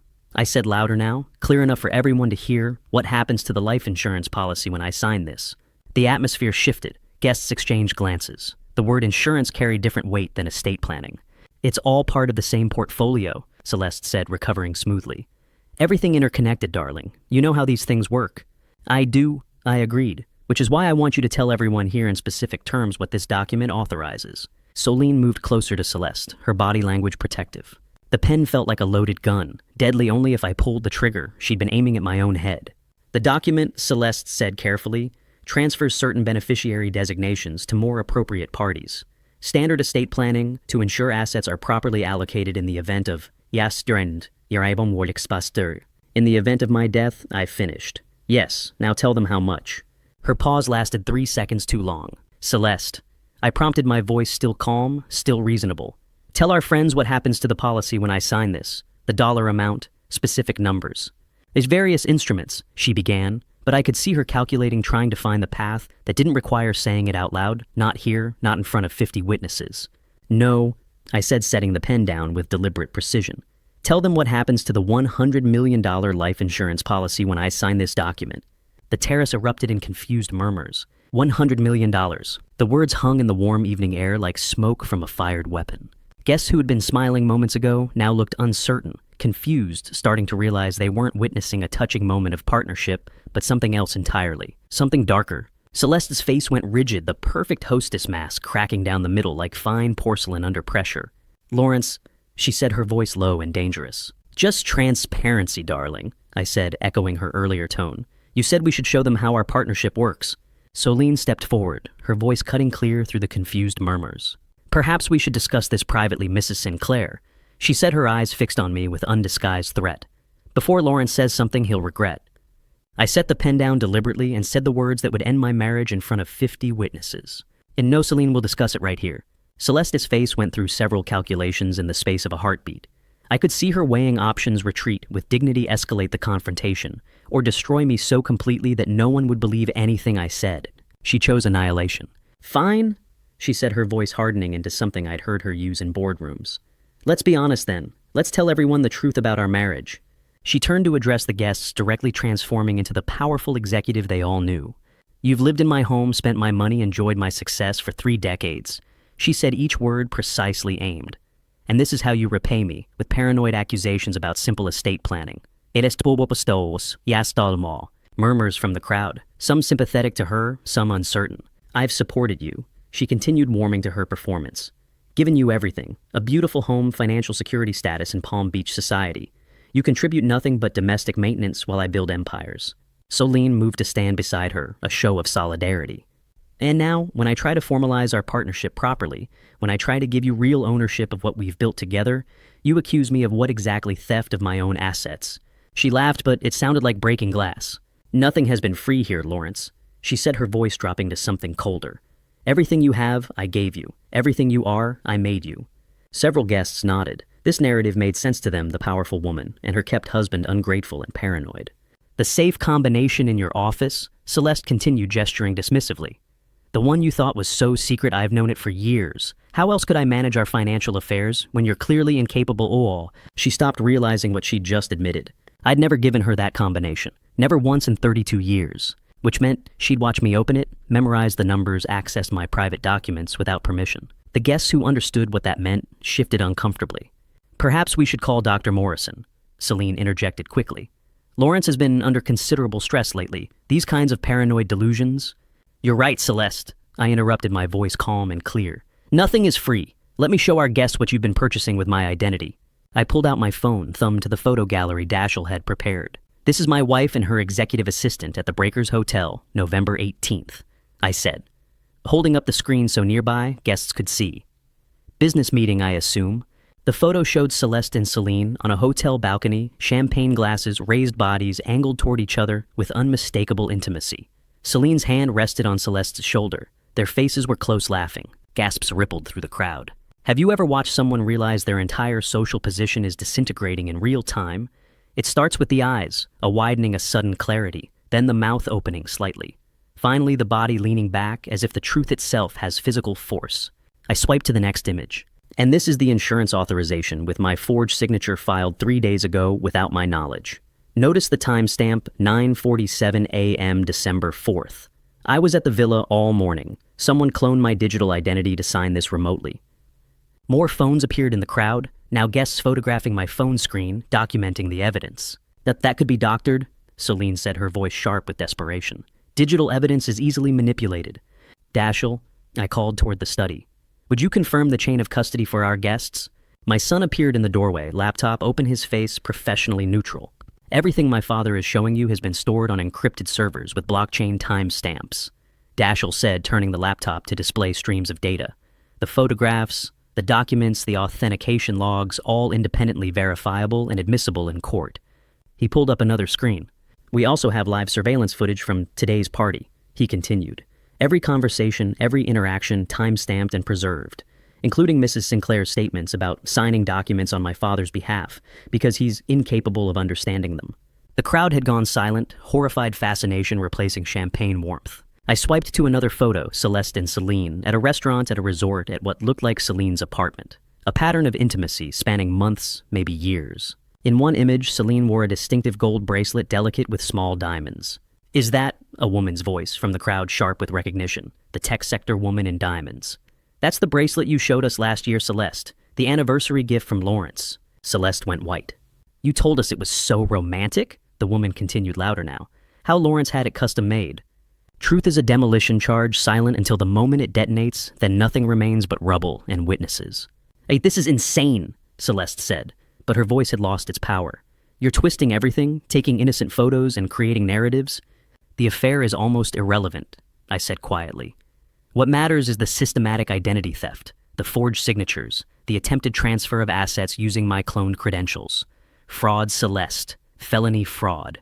Guests were backing away now, creating distance, already calculating how to position themselves in the scandal that was clearly about to explode across Palm Beach society. As guests crowded closer to see the evidence on my phone, Celeste's champagne glass shattered on the terrace stones. She lunged forward, reaching not for me, but for my phone, her face twisted into something I'd never seen before. All pretense abandoned, nothing left but raw desperation and rage. "You have no idea what you've just done," she hissed, her fingers clawing toward the device that held her destruction.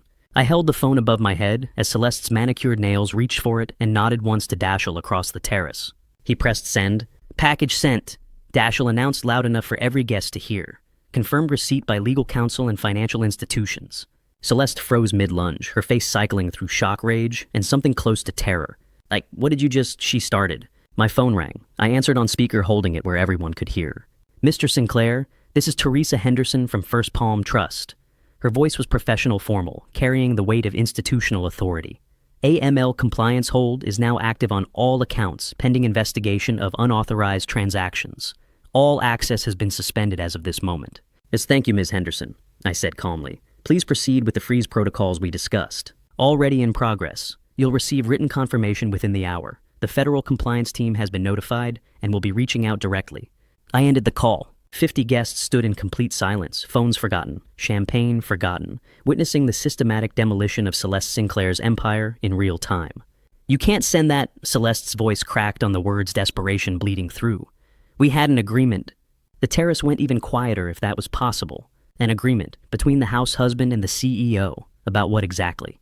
I let the question hang in the air, watching several guests make the connection. If there was an agreement, then Celeste knew far more about my corporate identity than she'd ever let on, which meant her fraud wasn't opportunistic desperation. It was targeted theft, planned and premeditated. "What agreement was the darling?" I asked softly. "The one where you steal everything while I pretend not to notice, or the one where I disappear and you inherit it all?" She opened her mouth, closed it, calculating too late that every word was being recorded, documented, witnessed. I turned to address the guest directly. "Let me correct a misconception," I said, my voice carrying clearly across the terrace. "The empire Celeste mentioned, I built it. The corporate holdings she manages, I own them. The anonymous chairman she reports to—" I paused, letting them see me, really see me for the first time. "You're looking at him." Gasps, whispers. Phones appeared again this time, recording rather than photographing. "That's impossible," Celeste whispered. "You're just the house husband," I finished gently. "That was always the point, wasn't it? You never asked why a man with my education chose domesticity. Stanford MBA, 40 years of corporate strategy, experience, anonymous controlling shareholder of a company worth $500 million. I moved closer to her, my voice dropping but still audible to our captive audience. "You assumed weakness, fatal mistake. The moment you stop being invisible is the moment you become invincible. The policy you tried to transfer," I continued. "My life insurance protecting my assets, the corporate shares you filed to access my voting rights controlling my company, the authorization you forged, my signature, my identity, my legal standing." I pulled up another document on my phone. Every transaction, every forged signature, every unauthorized access documented, time-stamped, and now in the hands of federal investigators. Identity theft, wire fraud, attempted grand larceny, each one a felony. Celeste's face had gone chalk white, her perfect composure completely shattered. Solene stepped forward, trying to salvage something. This is coercion. You're manipulating the situation, creating false narratives. Temporary restraining order was filed at 8:30 this morning. I interrupted, my tone matter of fact. Granted by Judge Patricia Crane at noon, your authorization void. Your access to my accounts terminated. Your conspiracy documented with blockchain verification and sworn testimony. Desmond Stafford stepped forward from the crowd, shedding his friendly guest persona like a coat. Mr. Sinclair, he said formally, as your attorney of record, I confirm all filings are complete and recorded with the Palm Beach County courts. The emergency injunction is in full effect. Several guests backed away further, realizing they'd been witnesses not to an anniversary celebration, but to a carefully orchestrated legal trap. You know what's louder than 50 people gasping? 50 people understanding they've witnessed a perfect trap. The beautiful part, I said, looking directly at Celeste, is that you helped me build the case. Every humiliating comment tonight about signing documents for me, managing my affairs without authorization, treating me as mentally incompetent, all recorded, all admissible, all proving fraudulent intent. I gestured to the villa behind us, the mansion glowing with warm light against the evening sky. This house you've been hosting parties in for 32 years. Title is solely in my name, held in the anonymous trust you never bothered to investigate. The cars in the garage, the art on the walls, the furniture you're so proud of, all mine. Celeste swayed slightly, grabbing Celine's arm for support. You've been the guest all along, I said quietly. Not the other way around. The full scope of it hit her visibly, the money she'd spent, the status she'd claimed, the empire she'd managed but never owned. All of it built on my assets, my wealth, my carefully constructed anonymity. So tell me, my dear wife, I said, my voice carrying to every corner of the silent terrace. Did you want me to disappear for the money, or because I've been silent too long? Celeste's face drained of all color as the magnitude crashed down. She turned to Solene, whose hand was already moving toward her phone. Solene, she whispered, desperate. Call Marcus. Call him now. I smiled. Marcus Holloway. Your litigation specialist. I let the pause extend, watching hope flicker in her eyes before I extinguished it. I'm afraid he's been disbarred as of this afternoon. Shall I explain why? The silence after I mentioned Marcus's disbarment lasted exactly 3 heartbeats before Celeste understood she was completely alone. Marcus authenticated documents he knew were forged. I said, my voice carrying clearly across the terrace. Filed notarizations for signatures he witnessed me never sign, submitted false affidavits to financial institutions. That's grounds for immediate disbarment. Celeste turned to Celine, her face a mask of disbelief. You said Marcus could protect us. You said he had everything covered. He thought he did, I said before Celine could answer. Until Desmond filed the bar complaint this afternoon with complete evidence of his involvement. Desmond stepped forward, his professional demeanor absolute. The bar complaint was filed at 2 p.m. today with full evidence. He confirmed. His license was suspended pending investigation by 4 p.m. Mr. Holloway is currently facing criminal charges for conspiracy to commit fraud and professional misconduct. Criminal charges! Celeste's voice cracked. He was paid $250,000, I said, watching her face. Wire transfer from an offshore account you control dated November 12th. Payment for legal services rendered specifically providing professional cover for identity theft and financial fraud. The number hit the guests like a physical blow. $250,000. This wasn't impulsive crime. This was calculated finance, professionally orchestrated theft. That's not I never. Celeste started, but the words died as she realized every denial was another lie captured by surveillance, witnessed by 50 people documented for prosecution. My phone rang again. I answered on speaker. Mr. Sinclair, this is Teresa Henderson from First Palm Trust. Her voice was formal, final. First Palm Trust has placed a comprehensive hold on all accounts associated with the flagged authorization. Federal banking investigators will contact you within 48 hours. And the insurance policy beneficiary change, I asked. Avoid pending investigation. All previous beneficiary designations remain in effect. Any new changes require in-person verification with 2 forms of government identification and legal counsel present. Additionally, any transactions over $50,000 now require dual authentication and supervisory approval. Thank you, Ms. Henderson. The bank is cooperating fully with all federal and state investigators. You should expect contact from the FBI Financial Crimes Division within the week. FBI.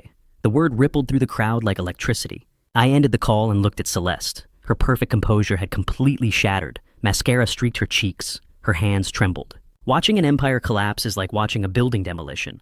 It happens in seconds, but you can see the precise moment the support beams fail. The 32 years, she whispered, her voice breaking. 32 years I've built this life, and you're destroying it in one evening. You destroyed it, I corrected gently. I'm just making sure everyone sees the rubble. Solene had been silent through the bank notification, her face calculating running, through options with visible desperation. Then she made her choice. She stepped away from Celeste, physically moved 3 feet to the side, creating visible distance between them. Mr. Sinclair? She said, her voice steady and professional. I need to make something clear. I was following Mrs. Sinclair's explicit instructions as her employee. I had no idea she was forging your signature or committing fraud. Celeste's head snapped toward her. Selene, what are you... She told me the authorizations were legitimate. Selene continued speaking directly to me and ignoring Celeste completely. That you'd given verbal permission but were too busy with domestic matters to handle the paperwork yourself. That's a lie. Celeste's voice rose desperate. We planned this together. You said, I have no knowledge of any plan. Selene said, her tone flat emotionless. I was an employee following what I believed were legitimate instructions from my employer. She turned to Desmond. I'm willing to provide full testimony regarding Mrs. Sinclair's instructions and actions, she said. I believe I have rights to immunity as a cooperating witness. Desmond's expression didn't change. That would be a matter for the prosecutor's office, but cooperation is typically viewed favorably. Have you ever seen someone realize their lover was never actually on their side? Celeste stared at Solene with absolute devastation, not just betrayal, but the sudden understanding that everything between them had been tactical, strategic, self-preserving, rather than genuine. You're lying, Celeste said, her voice small, now pleading. Selene, tell them the truth. Tell them we were together. Tell them... Together? Solene's laugh was cold. Mrs. Sinclair, I think your stress has caused some confused thinking. Our relationship was strictly professional. Any personal friendship you imagined was wishful thinking on your part. She reached into her handbag and pulled out a manila folder, handing it to Desmond with practiced efficiency. Email documentation of Mrs. Sinclair's explicit instructions, Selene said. Dated back 6 months, also recordings of conversations where she detailed the authorization process and instructed me to facilitate document signatures. The folder exchanged hands. Celeste went white. You recorded me. I document all business conversations with supervisors, Selene said smoothly. Standard professional practice to protect myself from liability. It's fortunate I did given the circumstances. She'd been documenting everything, for months, building her exit strategy while Celeste believed they were building a future together. The ultimate betrayal wrapped in the language of professional self-preservation. You told me you loved me, Celeste whispered. I told you what you wanted to hear, Selene corrected. You were my employer and my ticket to financial security, nothing more. As Selene handed her evidence folder to Desmond, Celeste lunged at her, not with violence, but with desperation grabbing her arm. You can't, Celeste whispered, tears streaming freely now. Selene, please, I love you.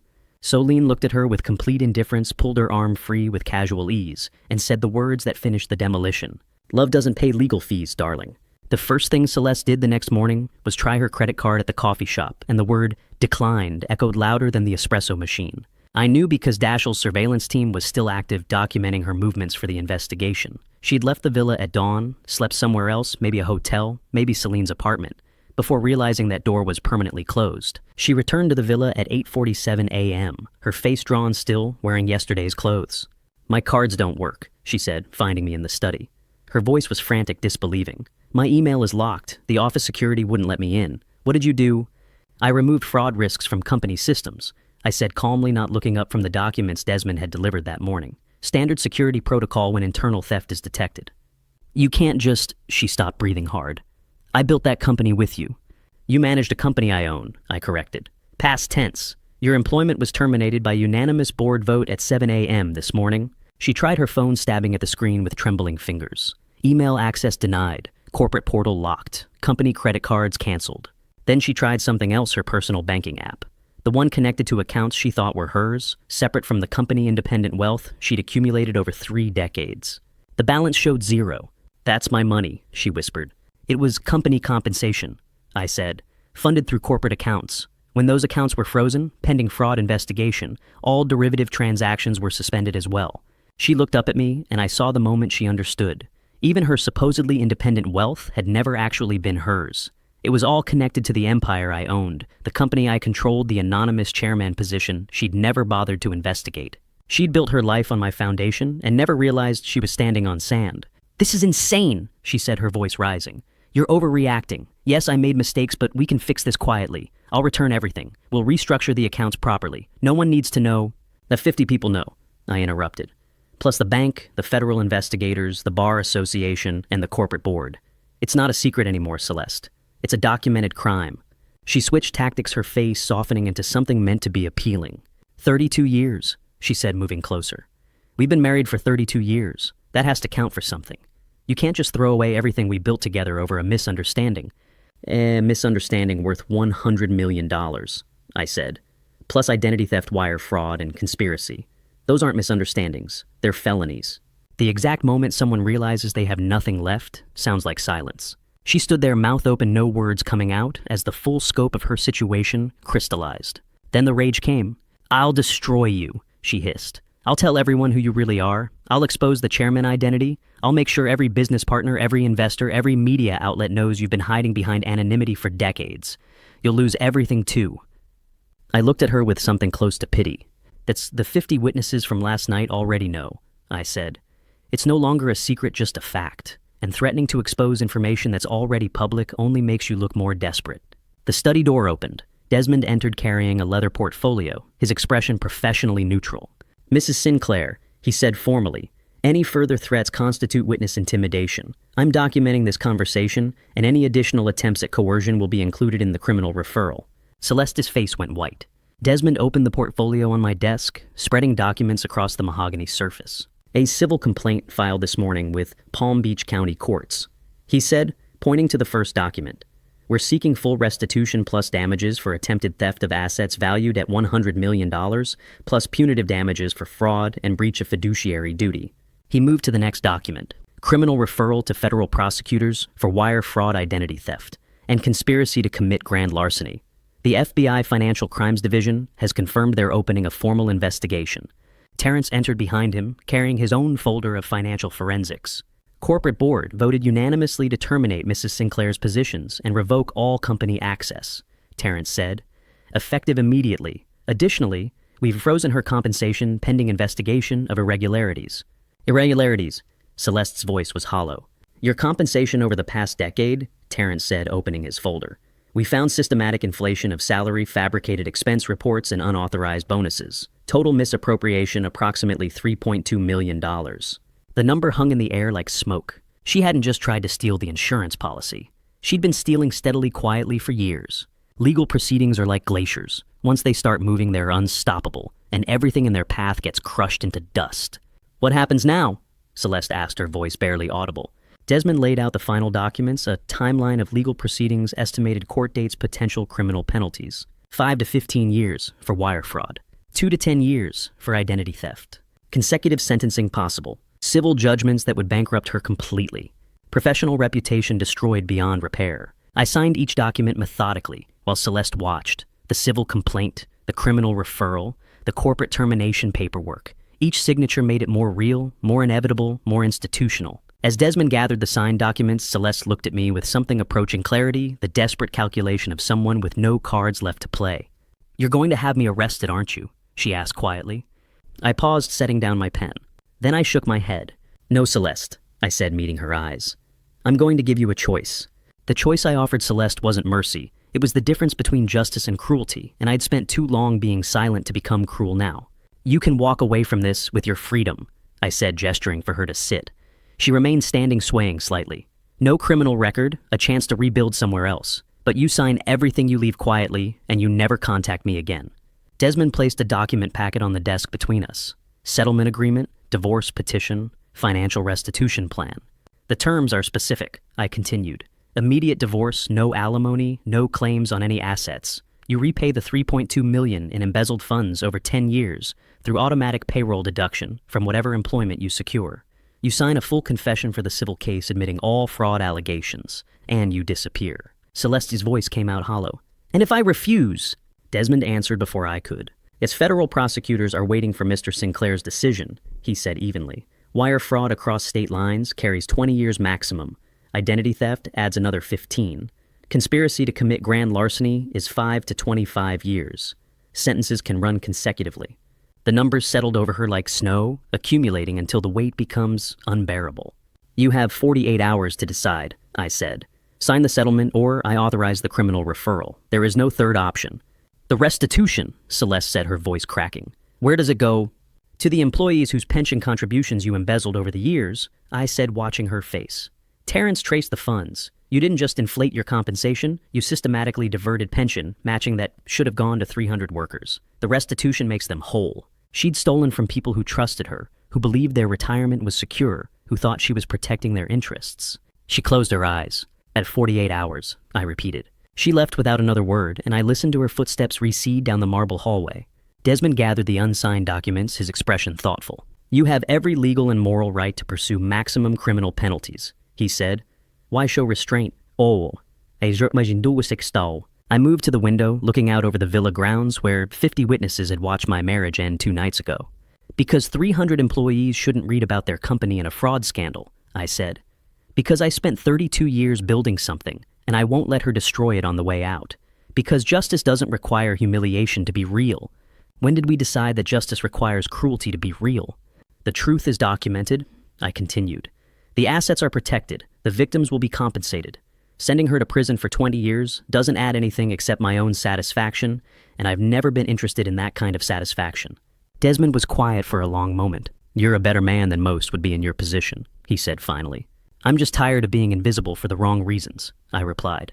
I was silent to protect what I built. Now I'm choosing not to destroy for the same reason. That evening, Dashiell found me on the villa terrace watching the sun paint the Atlantic in shades of amber and rose. He sat in the chair beside me, 2 glasses of scotch in hand, and passed me one without speaking. We sat in comfortable silence for several minutes, father and son, watching the day end. You could have ruined her completely, Dashiell said finally. Made her a national scandal, federal trial media circus complete destruction. Why didn't you? I considered the question, swirling the scotch in my glass. Because I didn't spend 3 decades building a life to throw it away on revenge, I said. The truth is enough. It always is. Even when the truth leaves her free. She's not free, I said quietly. She'll spend 10 years repaying stolen money, living with the knowledge that everyone who matters knows what she did. Her career is over. Her reputation is destroyed. Her lover betrayed her. And she has to live with all of that while I move on. Revenge is a fire that burns everything, including the hand holding the match. Truth is the light that just shows what was always there. That seems harder than prison, Dashiell observed. It is, I agreed. Prison has a release date. This doesn't. We watched a pelican dive into the waves, emerging with silver fish flashing in its beak. You know why I stayed anonymous all these years? I asked. Dashiell looked at me, curious. I assumed it was about control, privacy, protection from people like Celeste. Partially, I admit it, but mostly it was about you. Me. I wanted you to have the choice, I said. To inherit the empire on your own terms, free from the burden of expectation. If everyone knew I was the chairman from the beginning, you'd have grown up as the heir apparent. Every decision you made would have been measured against that inheritance. I met his eyes. The invisibility was always about protecting your freedom, I said, so you could become whoever you wanted to be before you had to decide whether to become me. Dashiell was quiet, processing. Thank you, he said finally, his voice thick, for giving me that. Remember this, Dashiell, I said, placing my hand on his shoulder. You don't need to get your hands dirty. Keep the truth clean. That's the legacy. We sat together as the sun touched the horizon, the sky burning gold and crimson. What happens now? Dashiell asked. With you, I mean, now that everyone knows who you are. I smiled because I'd been thinking about that question for 2 days, turning it over in my mind like a stone that might reveal something precious underneath. Now, I said, I get to decide who I want to be when I'm not invisible anymore. The villa felt larger when it was empty, every room echoing with the silence of things that were finally permanently over. 1 week had passed since the anniversary party that ended my marriage. 7 days since 50 witnesses watched Celeste's empire collapse. 168 hours since I stopped being invisible. Dashiell found me in the study, packing the last of my books into cardboard boxes. A Desmond called, he said. Celeste signed the final settlement documents yesterday. She's already gone. I nodded, sliding another volume into the box. Where? Arizona, Scottsdale, new name, new life. First restitution payment cleared this morning. And the company, I asked. Terrence says employee morale is actually up, Dashiell said, leaning against the doorframe. Transparency about the fraud attempt and your identity made people trust the leadership more, not less. 3 clients called to express support. 2 new contracts signed this week. The truth had done what silence never could. It had built trust. Celine, I asked. Immunity granted in exchange for full cooperation. She's testifying in the Marcus Holloway disbarment proceedings. After that, she disappears too. The quiet machinery of justice proceeding without drama or spectacle. No sensational trial, no media circus. Just documented truth and consequences delivered with institutional efficiency. Exactly as it should be. I sealed the box and looked around the study. 32 years of my life had passed in this room, and I was leaving with 6 boxes of books, a folder of photographs, and complete freedom. I bought a house, I said. I know, the realtor called to confirm closing. No, I corrected. I mean, I bought it under my own name. Not a trust, not an LLC, not an anonymous holding company, just Lawrence Sinclair, visible and present. Daschle smiled. First public property ownership in 3 decades. First of many things, I agreed. We moved through the villa room by room, collecting only what mattered. Photographs of Daschle as a child, my father's watch, books I'd read and reread, a painting my mother had loved. I left behind everything that represented the old performance, the gilded cage of Palm Beach society, the house husband persona, the invisible life I'd constructed to protect what I built. The villa would sell within weeks. Some other couple would fill it with their own carefully constructed illusions, their own performances, their own secrets. I wish them better luck than I'd had. 32 years in this house, Daschle said, as we loaded the last box into his car. Are you really okay just walking away? I looked back at the villa, white stucco and Spanish tile, perfectly manicured grounds, ocean view worth $30 million. I'm not walking away from anything, I said. I'm walking towards something. There's a difference. Freedom isn't the absence of chains. It's walking away from the person who convinced you to wear them willingly. What comes next? Daschle asked. For you? I climbed into the passenger seat, watching the villa shrink as we pulled away. The truth is, I don't entirely know, I admitted. But I know what I'm done with hiding who I am to make someone else comfortable. Performing domesticity while building empires in secret. Being invisible to protect myself from people who should never have had access to me in the first place. We drove in comfortable silence for several miles, the Palm Beach mansions giving way to highway, the ocean disappearing behind us. I scheduled my first public board meeting as the named chairman. I said, 2 weeks from now, no more anonymous votes, no more hidden proxy authorities, just me visible and accountable. How does that feel? Daschle asked. Yet terrifying, I admitted. Liberating, both at once. The rearview mirror showed the villa disappearing behind palms and ocean mist, and I felt nothing but relief. I want you there, I continued. At the board meeting, as my successor in training, if you're interested. Daschle glanced at me surprised. You're offering me the company. Eventually, when you're ready, when you've decided that's what you want, not because I built it, but because you want to build it further. The choice I tried to protect for you all these years. He was quiet processing. I'd like that, he said finally. Working with you, learning from you, building something together instead of in parallel. Then that's what we'll do, I said. In the light, where people can see us. We merged onto I-95, heading north the highway, stretching toward futures neither of us had fully imagined yet. No regrets about how it ended, Daschle asked. With Celeste, with the scandal, with everything becoming public. I thought about the question carefully, watching the Florida landscape blur past. None, I said. Nothing is free, especially betrayal, and the price always comes due on the day it's supposed to come. The words felt true, final, complete.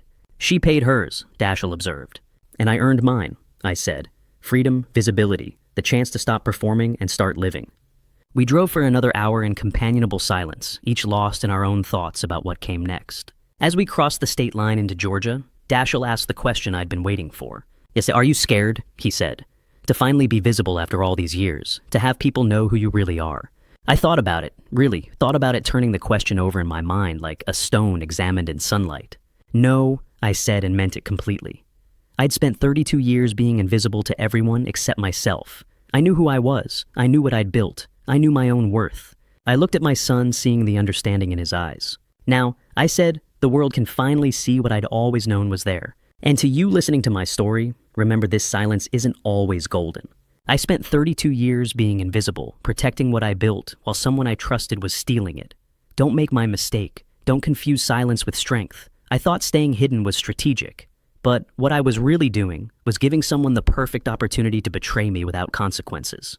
Here's what I learned, and I pray you never have to learn it the hard way. Justice delayed comes with a cost. Every day I stayed silent, I paid for it in peace and trust.